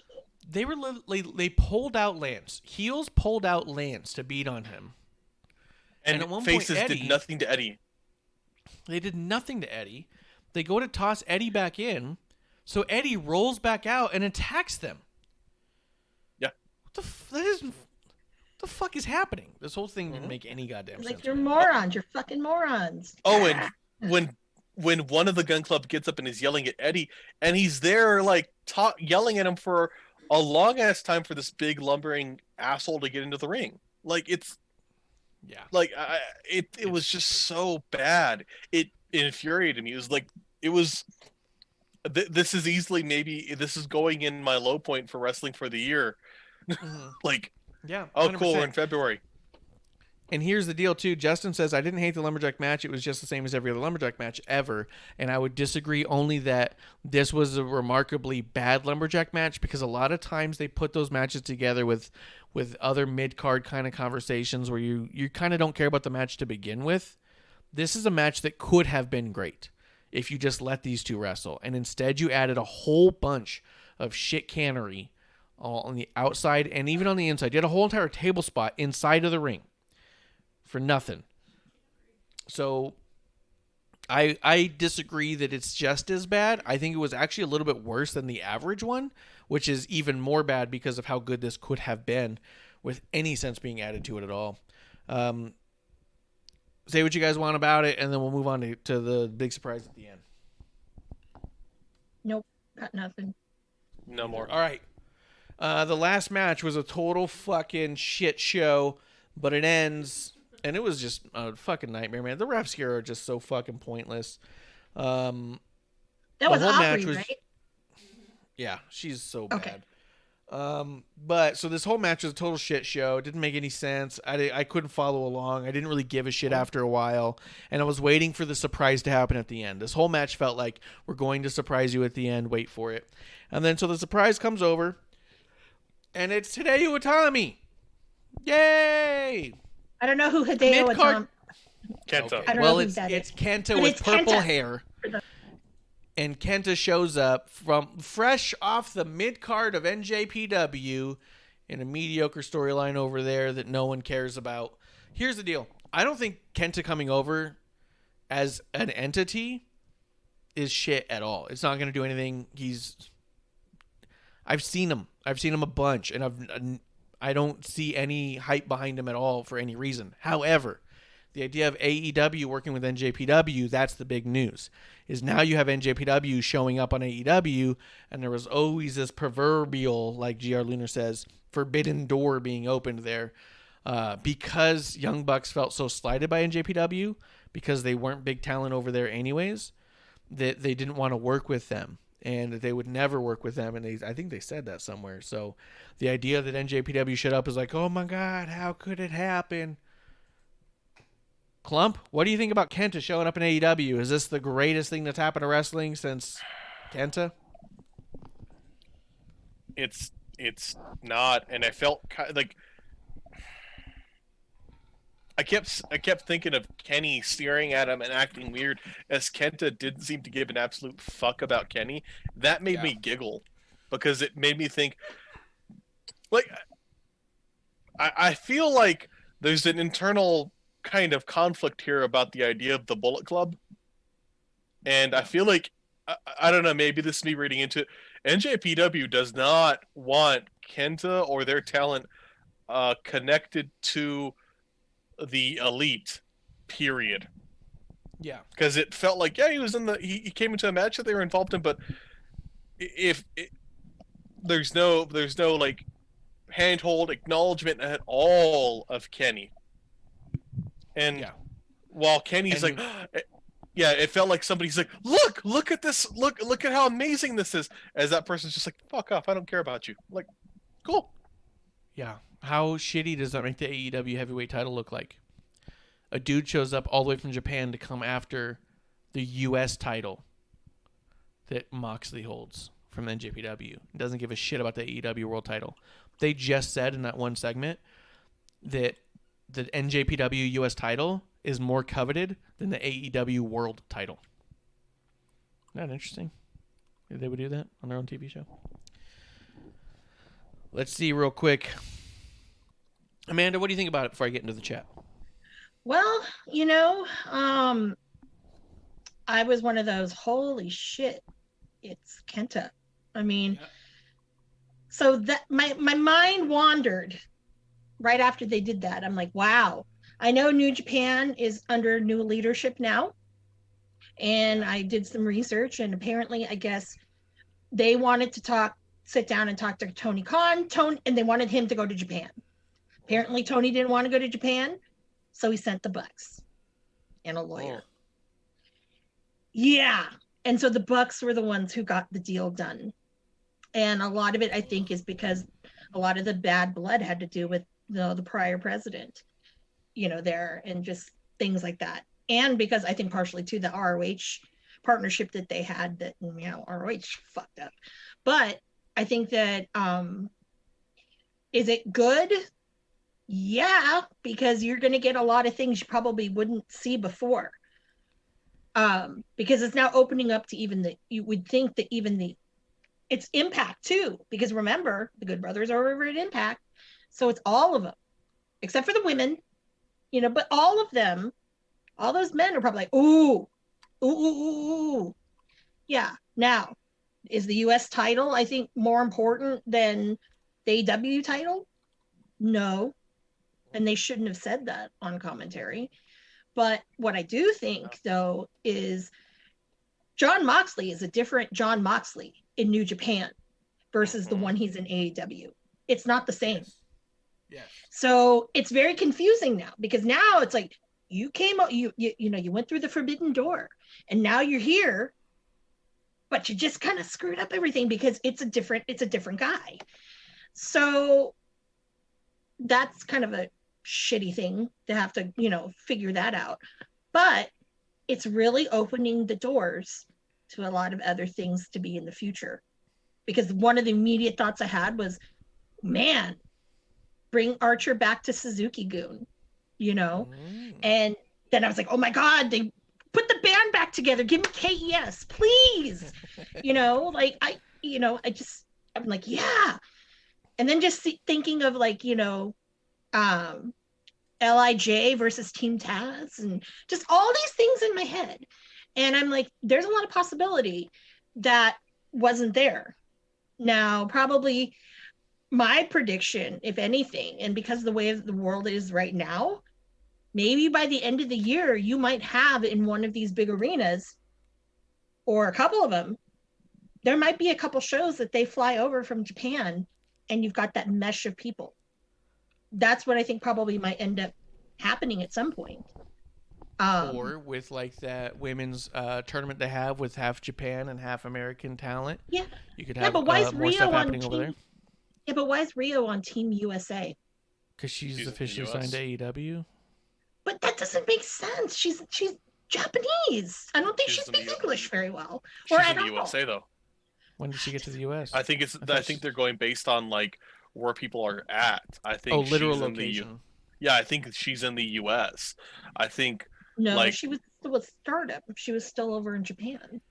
Yeah, So but she that- might I be don't in the know. U.S. by the time. I think what Yeah. Klump is trying to say, and what I believe is also true, this is not necessarily the Japanese talent versus the American talent. These are the matches that will be taking place literally in Japan.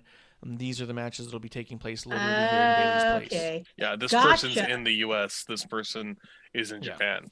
Gotcha. Riho will be performing Okay. in Daly's place, where Gotcha. Aja Kong will be performing in the Tokyo Dome or wherever. I don't know. What the fuck Got is. it. Got it. Here's Okay. Here's my thing about this. This is the big thing about it. Let me run through the chat real quick just to make sure we're not gonna miss a thing, or maybe it'll lead right into it. Lunar says he'd rather see Los Ingobernables de Japan and AEW. Fabtina says the beginning of AEW, Klump really wanted this mix, so it's crazy to see the shift when it happens. And Lunar says that's because it's about the execution. Justin says, I honestly agree with the TW Take said, which is weird because TW Takes podcast is traditionally terrible wrestling takes. He says this whole multiple companies working together is just the same as they did in the indies, except now it's on TV, which I think goes to Amanda's point from the first time she was on the first episode one that she was on here. And I said, you hadn't seen AEW or NXT in a long time. What do you think of these two programs? How do you view them? And she goes, oh, it's big budget indies. This is one more step in the big budget indie. And then Justin says people are just trying to make a big deal out of it. Lunar says if they would have said the IWGP heavyweight title is more coveted than the AEW title, yes, that is a fact. I don't know if I said that they said that. I'm saying that that's what was insinuated by this program. So I do want to backtrack if everyone says or think that I said commentary said that it's more important. I think that the motion of Kenta coming over and attacking Moxley over Kenny, when you have a chance to attack champions, you picked the one with the U.S. championship, not the one with the AEW World title. And if you're trying to say the AEW World title is the most coveted title in the world, you would think that someone shows up from Japan, that's what they're going for. But they're not. Not only did the person not attack Kenny, like Klump said, Kenta paid Kenny no mind at all. See you later. So it makes it a little bit less. So I will say that I agree with it. Just looks like expensive indies. I thought it was really funny. Someone tweeted out, we saw Impact, NWA, AEW, and NJPW all on one show tonight. And David Marquez tweeted, sort of like my show last month in Primetime Wrestling, or whatever it was. He did. Yep. He's been doing shows with everyone from all the different companies too, and it just is what's happening. He does it so well. Oh, David Marquez is an absolute genius. Oh, I love Marquez. Marquez is amazing. I mean, one thing I hope would love to see is if they somehow bring him into the fold of AEW, because Tony Khan can learn a lot from Dave Marquez. If he would just fucking listen, for sure. David Marquez is absolutely brilliant on so many levels. I wish I could make David Marquez just be my best friend, but I can't trick him. I've tried.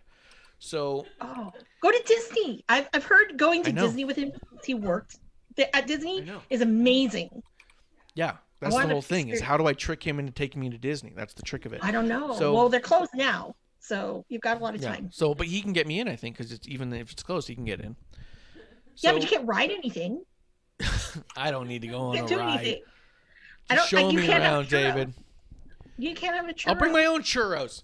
So here's or the deal. a corn dog from the Red Wagon. This is what the NJPW merger type thing seems to me. Unless Tony Khan is buying up all of these, then I want to see what weird advertising segments he puts on the NJPW show on Roku like he's doing at Impact. But what this really does to me more than anything is further muddies up the waters of AEW.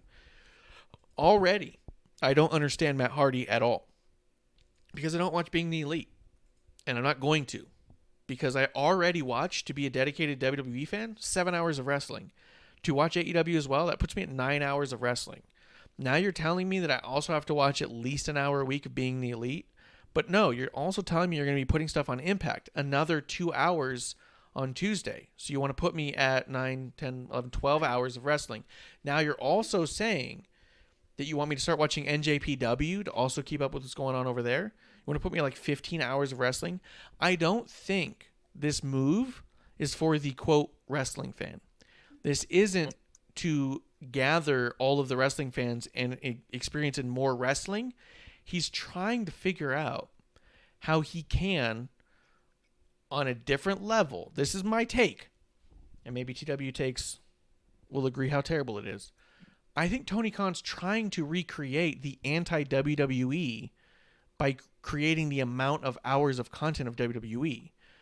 Void of being able to actually do it, he doesn't have the contracts to be able to put on 5 hours of TV for a network on 2 nights a week.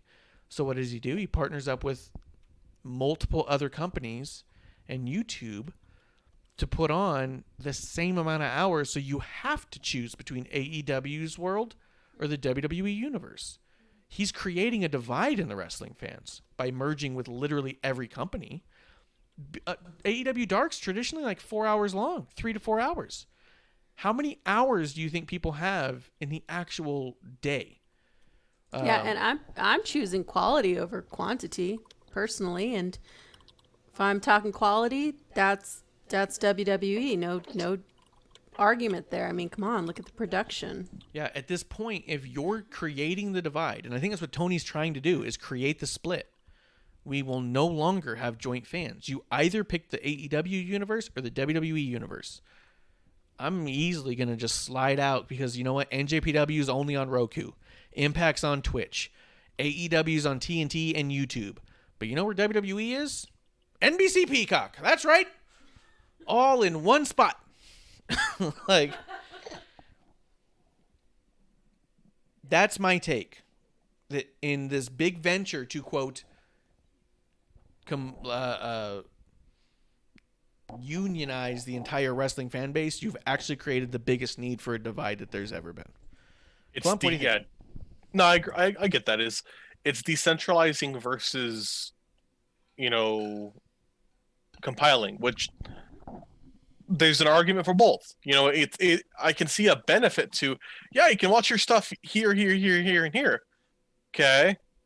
But until you have the ability to say, hey, this awesome important shit happened here and here and here and here in a cohesive, good way on your shows, Yes. it's kind of hard to make an argument to me to watch like 30 hours of wrestling. I gotta watch Narcos too. That's a good point. You love Narcos. Yeah, I'm a second watch through, which I hate that I'm doing that. But like, you have to have more. You have to spread the content out. Yeah, but you got to also make it so that I can kind of get what the hell's going on somewhere else. Yeah. Also, and they don't do a good job of catching you up. Go on. I was going to throw this out too, kind of to what this made me think of. Why don't I like Kenny and the Bucks here as much as I did on the Indies? And I don't think they're doing a whole hell of a lot different other than they're acting more in NJPW. There's a lot less talking because they're gaijin heels. So they're not in a speaking role a lot of the time. And if they are, it is in contrast to a lot of different things, and it kind of works out. In the US, when they'd be here, they're in the Indies, and it's, Indies at times a lot of cool silly shit, which I love.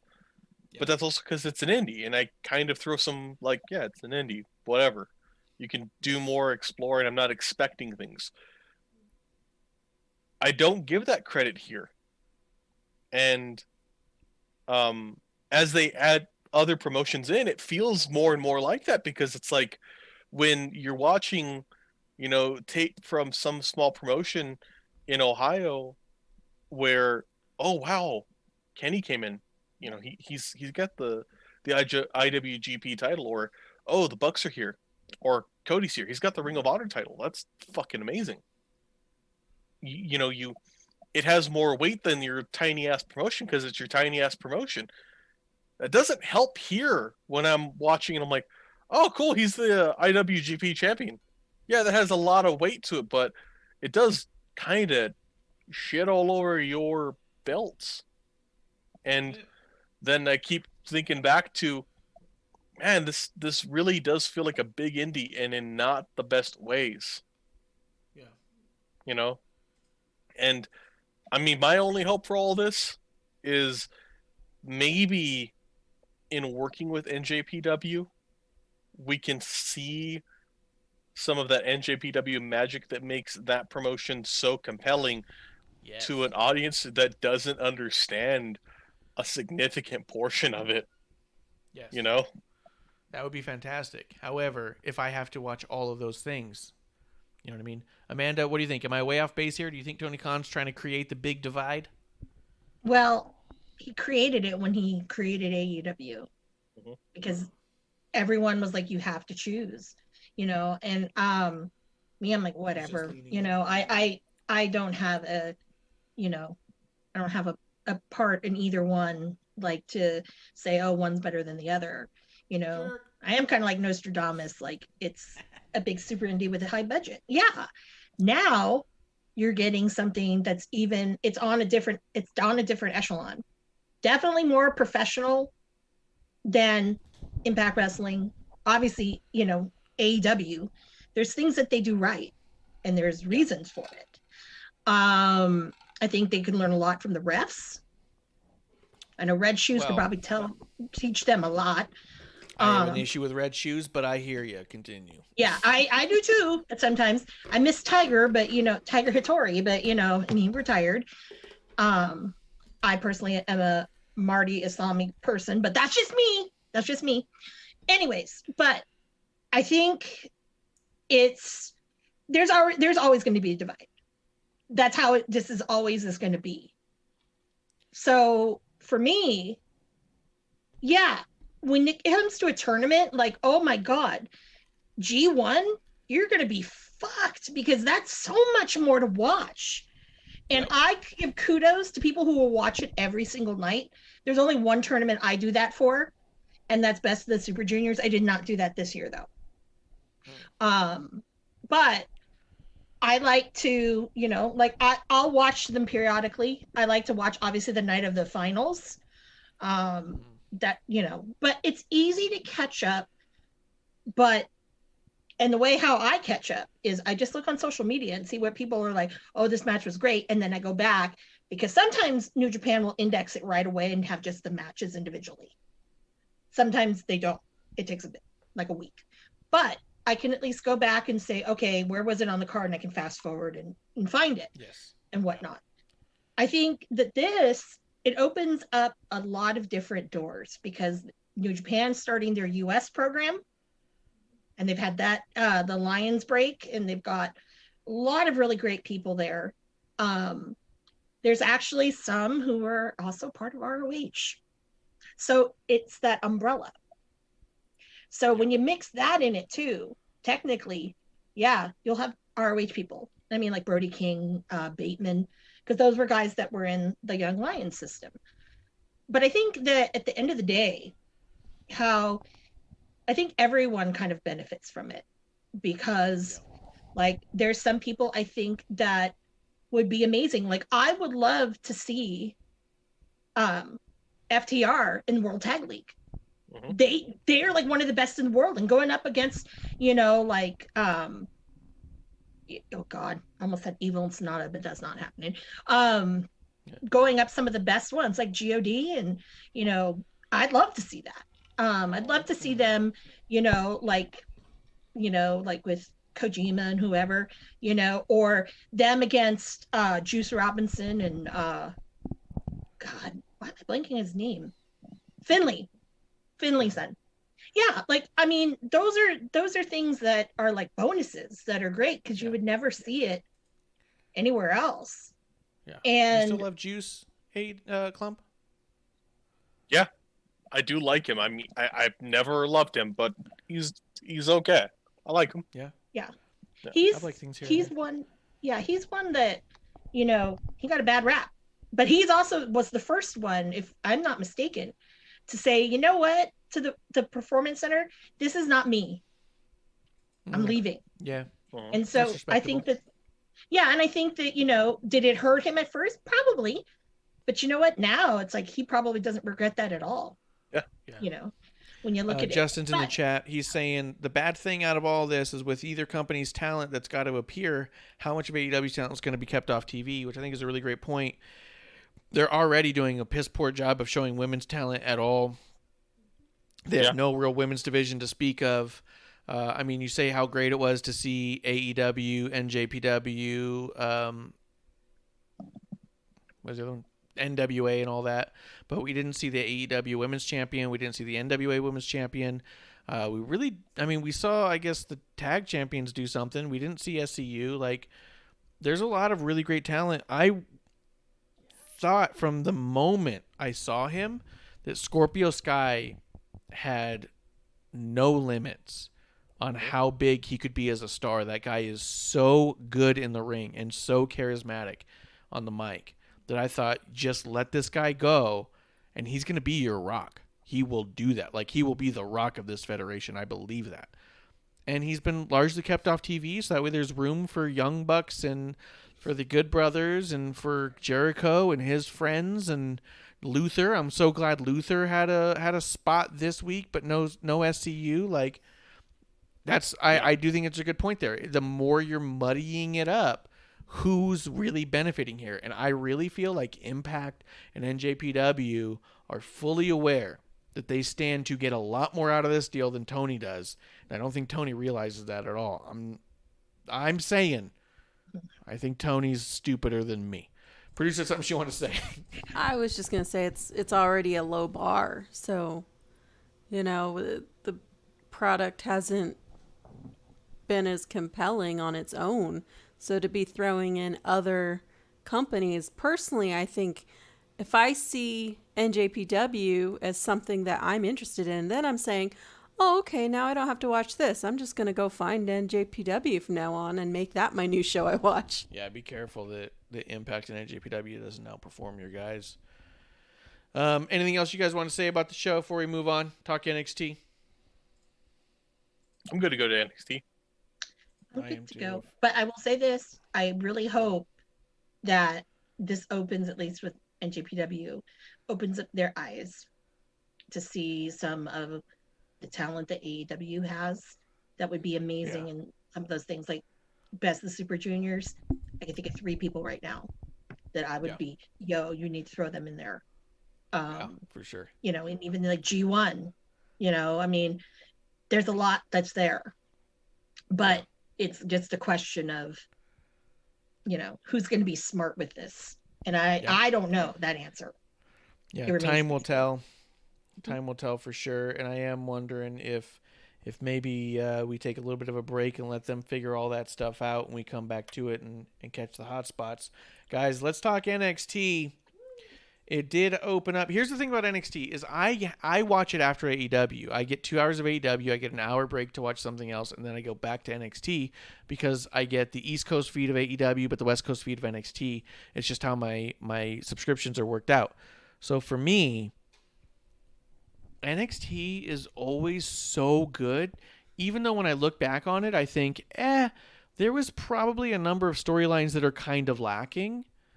I also generally just tend not to care because I just watch so much shit story with so many goofy slap fights that by the time I get to NXT, I'm okay that they just back-to-back a bunch of good matches. It's like, it's just nice to see solid matches. Am I way off on this? And production. Yeah. Yeah. Like, no, you're not. It's a fun watch. This is long. Yeah, it is. So we won't break down everything. It did open up with Dakota Kai and Raquel Gonzalez defeating Kaden and Casey. I think that that's probably a smart move because Caden and Casey were looking like a little bit to be desired. I couldn't tell the timing was off with everybody in there. Here's my only problem with the Dusty Classic. It always puts over 2 random single stars and never puts over tag talents. And I really wish the Dusty Classic was really truly about here's our greatest tag teams we have and not how cool is it these 2 people are tagging up. And I think that's what we're getting here too. I do think the women's division could stand to gain a lot from having a tag team like Caden and Casey be established as a viable threat of a tag team instead of 2 single stars who just happen to work together. Klump, anything on this one? It was so. I actually saw a spot where I thought there's a little bit of a hiccup there. Yeah. But then I thought of it and I had to compare it to the other program we watched on Wednesdays, and I was like, yeah, this small hiccup that I noticed that kind of took me out of the match. I see, like, I can't get into the match on the other show. Yeah. And that was in the backbreaker spot because it felt like Dakota Kai was delivering it, the other person didn't jump enough or wasn't able to jump enough, and I was like, yeah, but there's like a foot difference. Fuck it, it's okay. Yeah. You know. I couldn't knock it. It was a solid match. I also think that spot that Casey and Caden did that ended up with a bit of a snafu also still looked like it made more sense and was better than when Private Party does it. That weird roll off the back and back into it thing. For whatever reason, I think Casey and Caden just made it look more like a natural spot. Amanda, anything about this match? Or the Dusty Cup? I agree with you on the Dusty Cup with the women. I mean, there's enough women that they can really develop some to be a pure tag team. That's why I love, MSK coming in, is because these guys are a tag team. And that's what they do. And I think that, that art form of tag team, it's kind of a lost thing now. So I think that, I wasn't too thrilled with the match because it felt like, okay, you guys are doing a lot of stuff that maybe maybe you shouldn't, just for now. But I get it, and I enjoyed it actually. So, but I already knew that Casey and Caden weren't gonna advance because it's like. But I felt like it's a bigger statement if they do than if they don't. Justin does say in the chat, Caden and Casey are great. They just need more time. And I agree with that. He said it got pretty botchy at times, but it was still a really good match. And I agree with that too.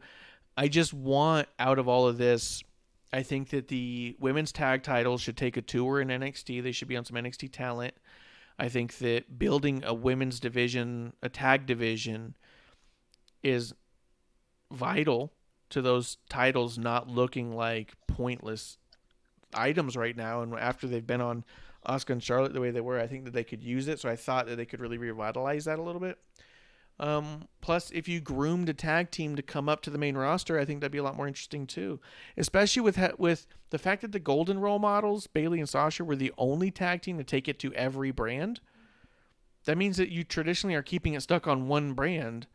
If you had a team like a Casey and Caden win a Dusty Cup and then get called up, it could really shake up the tag team division, as that were. Austin Theory versus Leon Ruff. I don't think you can say about that other than Austin Theory is so good at what he does, and I'd like to see him away from Johnny Gargano. That's all I have to say. Anything from you, Klump? I'm still in the middle with Austin Theory. I'm not the biggest fan of him. He's still not sold to me yet. Producer, something you want to say? I like that on social media, Leon Ruff, or Austin Theory had mentioned that he and Leon Ruff were actually having matches in the indies before they got signed. So I thought that was pretty cool. Oh, yeah. That's cool. Amanda, anything on this one? I'm ready to breeze past it. Nope. Yeah. No. Yeah. Yeah, it was what it was. didn't I stand think out. Leon Ruff, by the way, as I've said before, I'll say it again, his sell job is so fucking good. That guy gets fucking folded into pieces. It's so fun. Yeah, And his he's fun to watch. yeah, and his invisible bump he took to get Johnny out. He did such a good job with his facial expressions and the laughing and pointing, and then going back to like the He's so good. And I love Leon Ruff. I love that it made sense, like, because of course when that happened, Marsh was just like, "Oh, come on, what the hell? What's happening?" And then by the end of it, he's like, "Okay, all right." This is good. Justin does say Leon Ruff needs to go to the cruiserweight division instead of going back to jobber for everyone. I don't disagree, but it sounds like Karrion Kross is going to be a cruiserweight champion. Lucha House Party versus Legado del Fantasma is exactly what I thought it was going to be. That's all I have to say about that. Klump. Yeah, it was a match, but it still was a good match. Yeah. It wasn't bad. It was exactly the good match I thought it would be. I go, oh, I know why they'd pair those two teams, is what I thought when I saw it. And then you watch it and go, yeah, that's why. Yeah. Amanda, anything on that one? Yeah, no, the only thing I thought about is like, damn, Lucha Libre rocks. They did good with this one. So good, so good. Yeah. Cruiserweight title, Thatcher, main event. So let's just talk about this. Not a whole lot going on in here. Jesse and Tony did their match. I thought Tony's looking great in there. I know they're gearing her up for the women's title matchup. I am excited to see how that ultimately plays out. I kind of also still don't understand quite how Tony is still in NXT. I do feel like that she should be on the main roster by now. She's just got a lot of star power and not a ton of story in why she's down there. So I feel like she's got in a really easy place to break her away. She should have been in the Rumble, I think. But let's talk Edge. I mean, unless there's something specific you guys really want to say about Tony or something. No? Let's jump at Edge.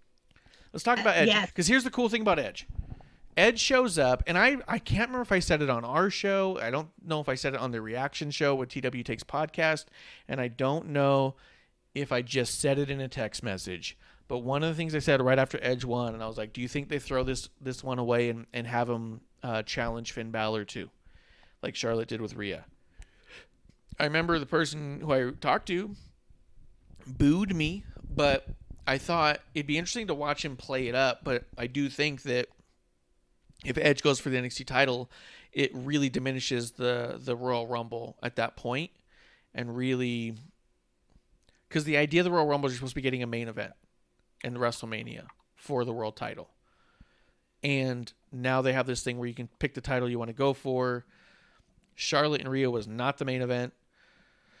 I mean, I know the women aren't trying to get the main event necessarily, but they can. Becky did. She won the main event. So I think it's possible. But I do think that Edge against Balor, although would be in a tremendous match with apparently a load of good story, I don't think that that's the title he should be going for. I do see a lot of people excited. I want to see the match. I don't think I want to see it at Mania. But Edge comes out while Balor and Pete Dunne, Balor and Pete were having a discussion amicably.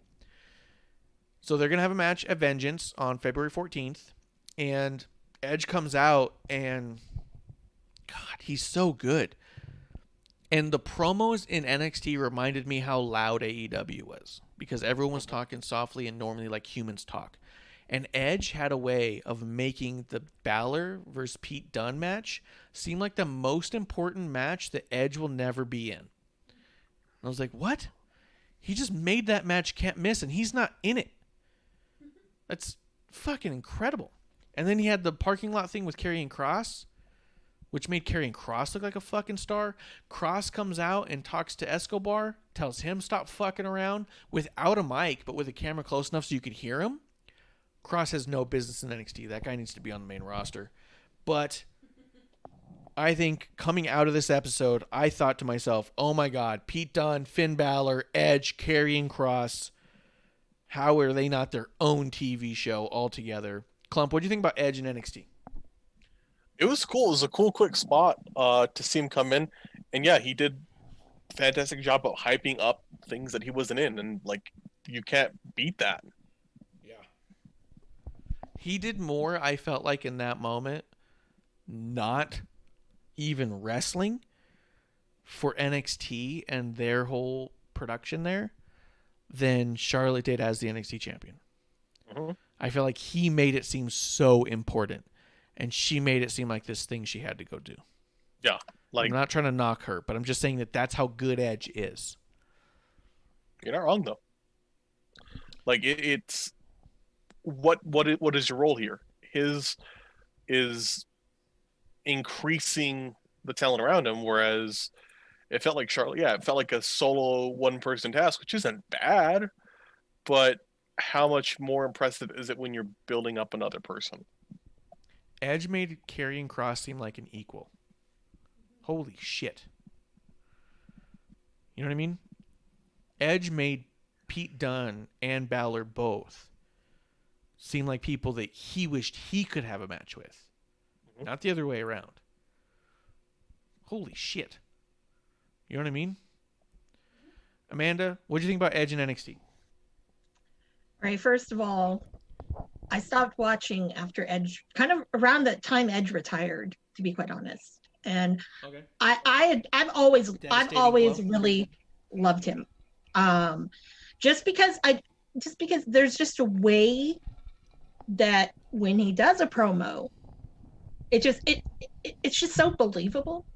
And I mean, back then, I mean, he had, storylines in WWE sometimes are really just ridiculous. I don't really necessarily like when I go to NXT. I'm not really interested in the storyline because it's probably crappy. I'd rather see the good wrestling. Yeah. But this stopped me, and I was like, whoa. Yeah. I'm in the camp of, after hearing him with Pete Dunne and with Finn, he's gonna go for that title, and they will make it a main event. Why? Because it's Edge, and then not only that, but the way he can emote, I think that is going to carry it to be something grander than you would think it should be.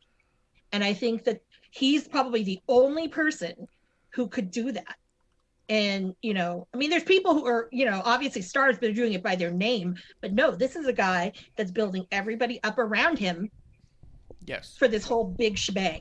And I think that that's it's great learning for a lot of the newer guys, and even the guys that are, we think that should be on the roster, I think can benefit a lot from it.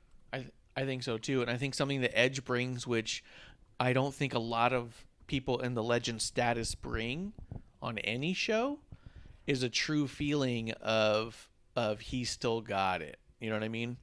He truly does he bridges the gap more than any other legend I've ever seen make a return. This isn't Bret Hart coming back in denim shorts to wrestle Vince McMahon in a street fight that was weird. This isn't Bob Backlund coming back to wrestle Bret Hart for the title that he wanted back. This is not Goldberg coming back once every couple years to have a couple quick 2-minute matches. This is a guy who comes back and has 3 45-minute matches against Randy Orton, one of the best to ever do it and still on the highest level, and proves he's also on that level still. Mm-hmm. This is also a dude who bridges the Attitude Era gap that Randy Orton doesn't cover. So for the Peacock subscribers who are suddenly going to see a WWE logo on their app, for the 33 million who do not subscribe to WWE Network, who just suddenly became subscribed to the WWE Network, if they click over and they see, oh my God, Edge is doing some stuff, and they click on it and they get this Edge, they're not given that NBA response of, yo, he fell off. They're getting, oh, what have I missed? You know what I mean?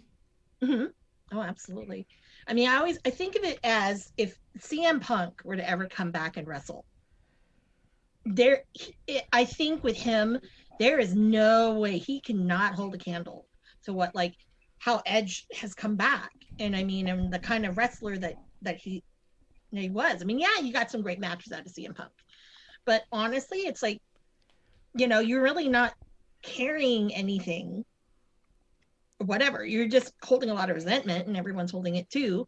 But yes, I think with Edge, I mean, it's one of those ones where it's like, man, you could have hated him like back in the day, but I mean, he's just that likable of a person.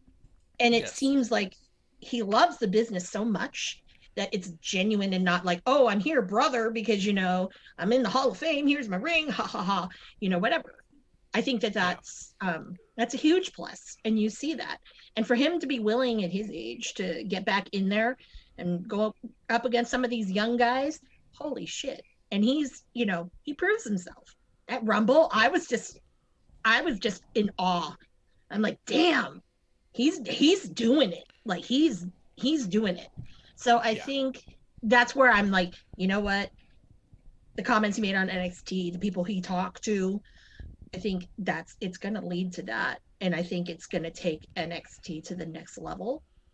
And that's basically their gunshot to AEW.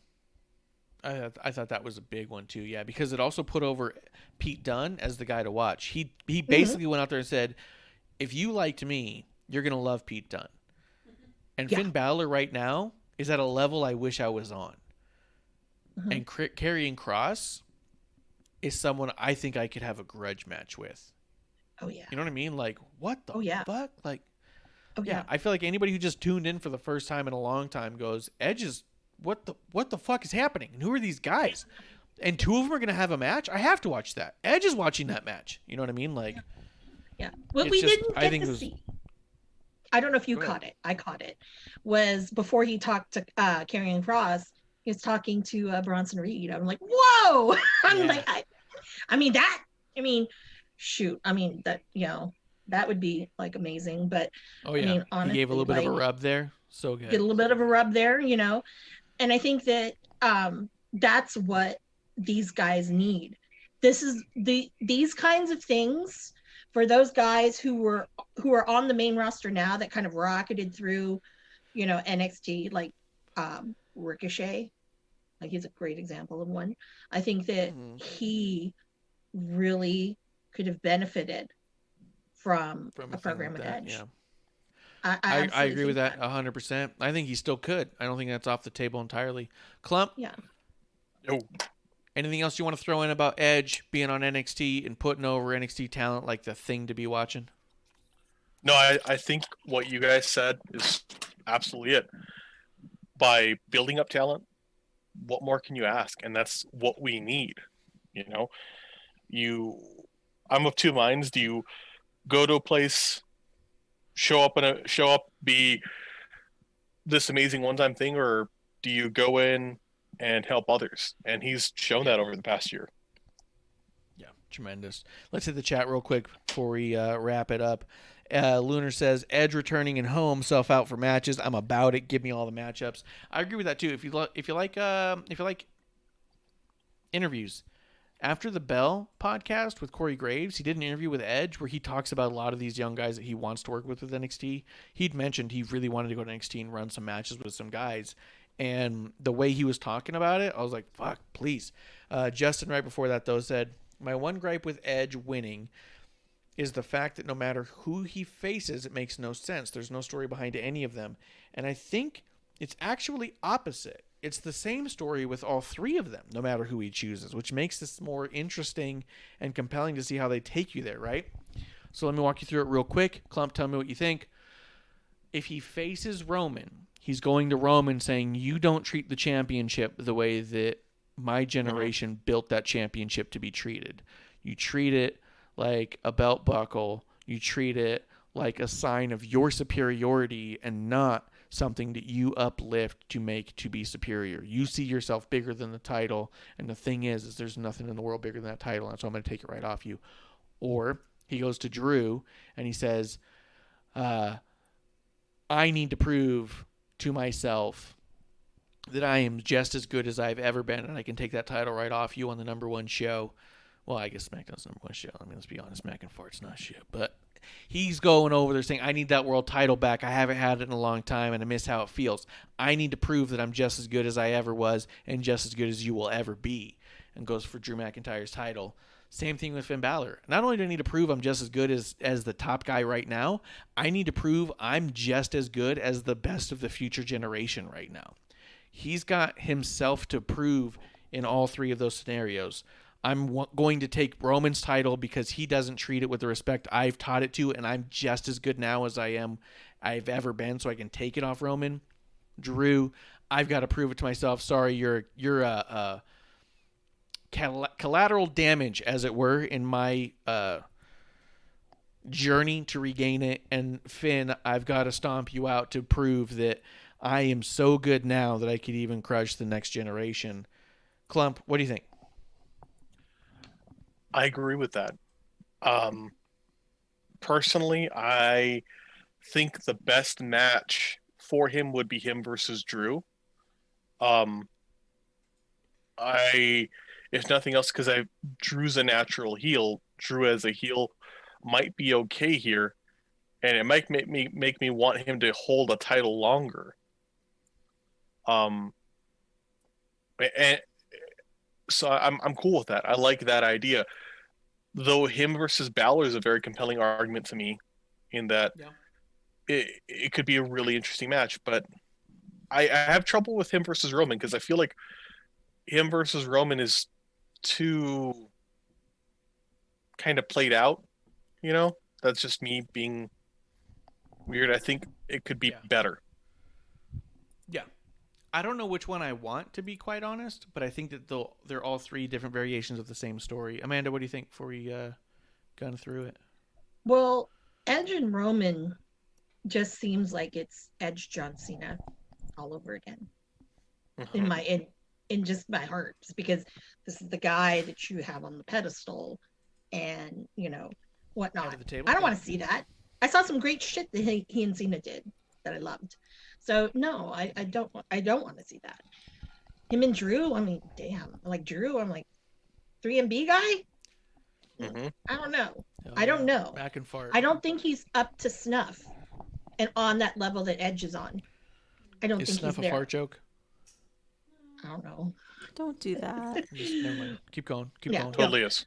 Yeah. So I think naturally, the choice really is to go with NXT, because it's almost like, I mean, he obviously probably doesn't have a lot of years in the tank, but it's that way that you can transition to the future, because he does represent a really good past with WWE, because a lot of those years, I mean, that was the John Cena era. That was, you saw a lot of shit there. So I think that you don't see stars of that caliber anymore, and that's why I think it's going to go that way. I think it's good. In the chat real quick, Fabtina does say that Edge really makes his line resonate, and I agree with that. I think that even if he says two words, you end up going, oh shit. Well, I think part of that's just being an actor and having those, I'm assuming all that training as an actor. Viking. Yeah, so he knows at this point, what small gestures really do on screen. Yeah. Because, think about the people that we love who've been doing, like Roman's been doing that, and the little gestures really do go a long way. I agree. Just in time in the chat gifted a sub to Splinter Fox, which I believe was a deliberate troll against TW Takes. That's my own personal opinion. GR Lunar says Edge is putting in the work, long matches, Iron Man of the Royal Rumble, 100%. Yeah, he's showing that he's not there just to roll in, roll out, and get the job, get the paycheck. Cheers, Splinter Fox coming through. He's hyped about Kenta, which is cool. Glad to see that. Amanda was listing off the number of NJPW matches she wants to see now that that's going on. He does say he tunes in late to avoid the AEW bashing. I mean, I can't defend myself on that. Okay, but I have a question to post to everybody. When I look at Edge, and then I look at Jericho or AEW, I feel like Jericho wants to be like Edge, but there's such a huge disconnect. I believe that to be true. Yeah, that he has. I mean, am I like smoking something? Because here's the deal. During matches, Edge still has a 6-pack. Splinter Fox does say, "Come on." What? What'd I say? What? I was just moving through. Spinnerfox does say Roman is top 2 heel, still not on Jay White's level. Roman is damn near close, and I am not as familiar with Jay White to even try to contest that. But I love that he loves those two on the same level that way. And I've heard nothing but good things about Jay White, and I'm excited to see where he goes. I've seen some of his stuff, not enough for me to compare him to Roman. I haven't seen so much of both of them. Yeah. I did not like some of the stuff I've seen of his, but I have liked some of the things I have seen of his. So I'm on board with Splinter Fox saying that. I love that his 2 favorite heels is Roman and Jay White. To me, that's fucking dope. Like, I don't even want to argue it. I just love that those are his 2 favorite. You know, I mean, the fact that he's going, which one? Awesome, perfect, love it. Splinter Fox does say Edge is going to be NXT. Think about it. Beth is there. Which, I mean, if they were traveling, I'd say yeah, probably, but I don't know. And I think the Edge has a lot to offer everybody, and even he says Edge will eventually be a trainer and a mentor, and I believe that is true as well. Splinter hates Marsh. He's back in JPW. Wait, Jay White's back in JPW? Is that right? I thought he never left. Yes. He didn't even leave. He never left? Nope. It was a big that swerve. Sucks. Boo! It's like a 7-year contract or something stupid like that. It's a really obnoxiously long contract. I'd heard that too, but I thought that. Yeah, no, they're not going to let him go. Here's the deal, Amanda. I don't understand contracts, so I don't let those things get in my way. No, I don't either. But yeah, but he's, he started in the Lion system. If you go way back and see, footage of NJPW, you see him, like one of the young boys. So he did all of that, and his excursion was at ROH, and then he came back to what he is now. He's definitely evolved. I could say that. Yeah, for sure. That much I 100% saw. GR Lunar does make a really good point. It's neither of them because Corbin is the best heel. Can't argue with the king. Fact. Justin does think that it's Roman above. Splinter Fox says it was serve. He goes, fuck WWE, you can't have them. Oh, we're going to take them. Because I don't understand contracts. All in all, Edge in NXT was tremendous and so good. And when you got Edge on one channel and you flip to the other one and see Sting say, I don't know, whatever, you go, okay, go back to NXT. But the last match of the night, unless there's anything else you guys thought we didn't hit about Edge, I thought we really dug in on there. I think I'm good. I'm good. Okay, cool. So we'll wrap it up quickly because there's not a lot to say about Timothy Thatcher and Tommaso Ciampa defeating Adam Cole and Roderick Strong other than I love that they have Ciampa growing out his hair some to look 10 years older real quick. So it really does look like a grizzled veteran and a young, mean motherfucker. Thatcher's the meanest looking person in the business. He's not the biggest, but he looks fucking mean. He looks like if he's at the end of the bar, you just go, I don't know, man, just fuck that guy. Don't even look at him. You know what I mean? Mm-hmm. Yeah. But they ended up winning over Undisputed Era, and I think that's an awesome move. I'm really curious to see these two together. I think their styles mesh so well together. Overall, good match, and I'm happy they're still in the Classic, although it furthers my point that the Dusty Classic is there to support 2 single stars and not a tag team. Klump, what do you want to say about this main event? I didn't see a lot of it because audio, but it looked good from what I did see. I think that Thatch and Ciampa, like, I'm excited to see them go. I love seeing like, it was early in the show. I love seeing Thatcher with, like, old-timey shit that he's trying to look strong with, like the fucking hammer. Like, I'm cool with this. Yeah. He does look like he was just completely pulled out of the 50s and dropped into NXT. Yes. And I love that. You watch him sometimes and I think I get Carl Gotch. You know what I mean? Like, Amanda, what do you want to say about this main event? Well, you've got obviously, just Cole and, because I have not seen them, just Roddy and Cole tag a lot together because I always thought Undisputed Era was really fishing. Since Kyle O'Reilly began his main event venture with Finn Balor, that's when Cole and Strong started to tag together. but primarily it was just before the Dusty Classic and primarily Dusty Classic. Got it. So you had, 4 individuals, 2 on each team. But, Thatcher, I want to say that like back in the day when he was at WXW and he was with Walter and they were ring conf, man, you have Walter who's this big brooding, dude. And then you see little Thatcher next to him and he just looks like, who would you be more afraid of? I would be more afraid of Thatcher. Yes. In a heartbeat. Because I think that guy might like eat me. Yes. Yeah, I'm like, there's 2 people in this world that scare me. If you're in a bar and you're seeing Thatcher at a bar and you're seeing Walter at a bar, Thatcher's the type of dude when he looks at you with his toothless grin, you go, fuck that guy, don't talk to him. Yeah. And Walter looks like the dude who you say, did that guy just put They Might Be Giants on the radio? Yeah. Did he just hit They Might Be Giants on the jukebox? Was that you, Walter? You know what I mean? He doesn't look as imposing as it turns out he is. Because Walter will then come over and say, let me show you something. Yeah. And there's 2 people in wrestling that I am deathly afraid of. Okay. In their character personas. Yeah. Timothy Thatcher. And then the other one who I think is just as disturbing is Minoru Suzuki. Murder Grandpa. Okay. Murder Grandpa. I saw someone tweet a thing, said, be careful what doors you open, AEW, and posted a picture of him. And I was like, no, that's hard to argue. Well, he was supposed to wrestle at Joey Janela's spring break. He was supposed to wrestle Orange Cassidy. I wanted to see that so bad. So bad. Book it, Tony Khan. Come on. Yeah. Damn it. Book it. Book it. Let me see. Yeah, I agree with all that. I'm trying to think if there's anything I'm missing here. Spider-Fox, predictable match. It's pretty good.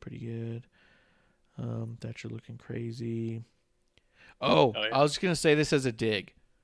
Because I'm here for the petty shit. And I'm not going to be one-sided on my petty shit. Looking at Roderick Strong right now, I started really thinking about his singles run when he was the Messiah of the Backbreaker. And thought, damn. Remember that dude worked hard? Because him and Adam Cole both have fucking muffin tops, dude. And I'm not saying that I'm in shape. I'm not one of those dudes to be like, oh, I could do it better. I can't do it better. I know that. But I'm saying those dudes look comfortable as fuck. Their characters are changing. Their characters are ever evolving and they look fucking comfortable on top. You know what I mean? And I feel like someone needs to make Adam Cole and UE go, oh, we might lose our spot if we don't fucking step up. They look real fucking comfortable to me. That's why I liked Thatcher and Ciampa getting the win here. Because I was like, these fucking dudes don't know. Klump, am I off on that one? Am I being a dick? As one large man to another, Amanda's giggling in the back too. She goes, yeah, I want to hear what Klump has to say about this too. No, these fat fucks, they need to work on themselves. Yeah, I don't think any of us can talk. Those fat fucking shits and their long ass hippie hair. Adam Cole's getting close to big and tall. Mainly big, not tall. He's the. And get a haircut, you hippie. All right. Just throwing it out there. I was just thinking. Just because I remember when he was on his run, and I remember thinking, like, fuck, why isn't Roddy on the main fucking I mean, can I throw this? But right now, if we're going to do this and kind of be silly about this, can I say Goldberg looked maybe the most comfortable I've ever seen him on Royal Rumble? Yeah. Like, I was like, you put on some weight. Yeah. I'll make it. Go ahead, Amanda. I think Chris Jericho is influencing everybody that you could just be comfortable. Horrible to say, but Chris Jericho's he is showing everyone you can be a fucking hedonist. Yeah, well, he's like, guys, you don't have to try anymore. Yeah. No. But I will say what's kind of funny is the waiting room, because Ricky was on the waiting room with Cole's old lady. They were flirty. Ricky's got a six-pack. So, hey, Cole, you might want to. That's really funny, actually. I was about to shit all over that, but just hearing, that I'm all behind it now. Yeah. So Fox does say, Suzuki in a dark alley. Oh, hell no, I'm out. I don't think so. We're going to talk about that cartoon right now. Justin says, remember what Kevin Kelly always says on commentary, never look at Suzuki directly in his eyes. Ugh, I don't even like the sound I of don't that. really. He said that. Yeah, I don't know. I don't know. Maybe it's Splinter because Fox sometimes says, I'm watching Japanese. Not like I know Japanese, but yeah, but you just I'd watch do it that to anyway, not just listen to go- Kevin Kelly. That's a good way to avoid them. Splinter and Fox Don says, Callis. Yeah. I see. yeah. That's a good. That's a great point. Let's see. Oh, where to go? I see an empty seat next to Thatcher and one next to Suzuki. I'm taking the seat next to Thatcher. I mean, I guess you got to hedge your bets on that one. So, yeah, I feel you. You go, he might be in a good mood today. But the other guy's never in a good mood. So, let's see. I'm afraid of if carrying he cross. Winner smiles- says, You're fucked. Splinter Fox does say they could outrun all of us from the gym. And I agree. That they could probably also kick my ass. Except I think I could kick Adam Cole's ass. I really do. There's nothing about his presentation next Who week. can't I feel like kick Adam Cole's I feel like ass? I can. Yeah. Cole. Adam Cole's entire presentation is like, oh, yeah, I could beat you up. Yeah, I feel like all of us could give him like the Keith Lee like throw. Yes. He looks easily yeeted, as they say. But at Roddy Strong, Not anymore. That's why he's I think gaining would beat the weight. shit out of both. Yeah. Oh, is that what Roddy's trying to go for? He's like, I'm not No, getting that's what yeeted, Cole's- dude. Man, I'm tired of getting thrown around. I got an idea. What is it? Dairy Queen has specials on food. Yeah. Are those I need a protein shakes? blizzard. They are shakes. Yeah. They are shakes, high in a form of protein, I would say. I can't tell you what. Let's see. Splinter Fox does say, WD fanboys. I'm not going to pretend I'm not, dude. I know what I show. I know it. But that's the fun part about being a wrestling fan. Is the thing is all these companies, AEW, Impact, MLW, WWE, NXT, other ones, GCW, DDT, all of them. They all need their shills. We're all doing our part. And Yeah. I love that Splinter Fox is shilling for AEW. He shills for NJPW hard, and I love that. We show for Mission Pro, which is super indie. Hell yeah. Mission Pro, they're having a show real soon here. I don't know if it's this weekend or next weekend. That the Cage match with Thunder Rosa. Yeah. Thunder Rosa, Allison Kay in a cage match. That's their third match together.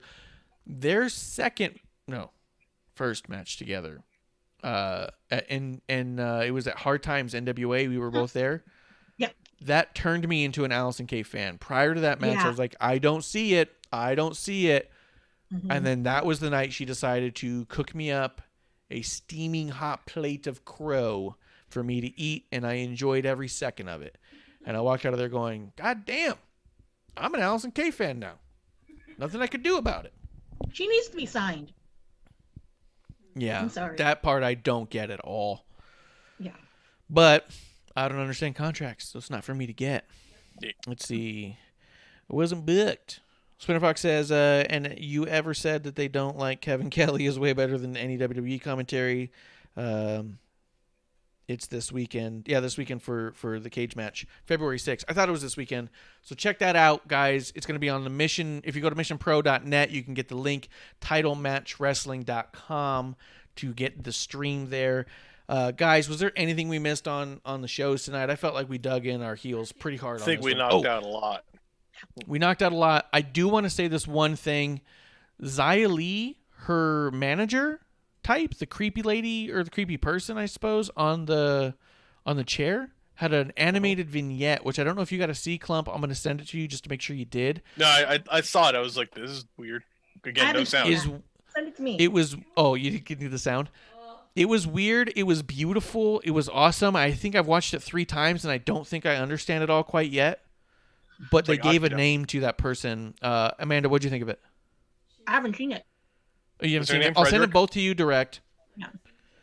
Um, Did they show it on I'll send it to you guys. It was on 'Cause I NXT, watched- yeah. I watched it on Hulu. So Hulu It could have been cut. sometimes could cut stuff. So It could have cut it. I'll send it to you guys both direct, so you guys can check it out. But it was a really nice piece. I really liked it. It makes me interested more in that story, but go figure.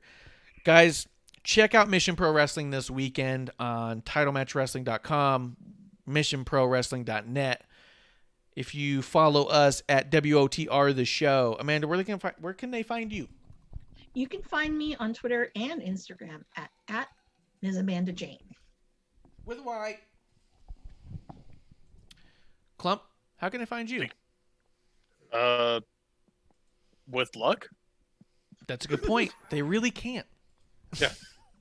They can find you every week here on episode 1 at Wrestling on the Rocks at twitch.tv/Wrestling on the Rocks is the only place you're going to find Klump and lock him in a corner because nobody puts baby in a corner. God damn it. Cry baby Klump. Go. I said I didn't even say my name right. Let's go. Hell yeah. Keep bouncing. Guys, thank you guys for coming through and having a drink with us and sharing some time. I think that's it, guys. I think that's the last call. I was going to pitch something else, but I have no idea what it was. Check us out, WrestlingOnTheRocks.com. Find all of our links, all of our contacts. Find us on Twitter. Find us on Instagram. I got a ton of new drawings. I'm trying a new style out. Check me out at Marsh Ref to tell me what you think. Guys, that's the last call. Yeah. Merry Christmas, everyone.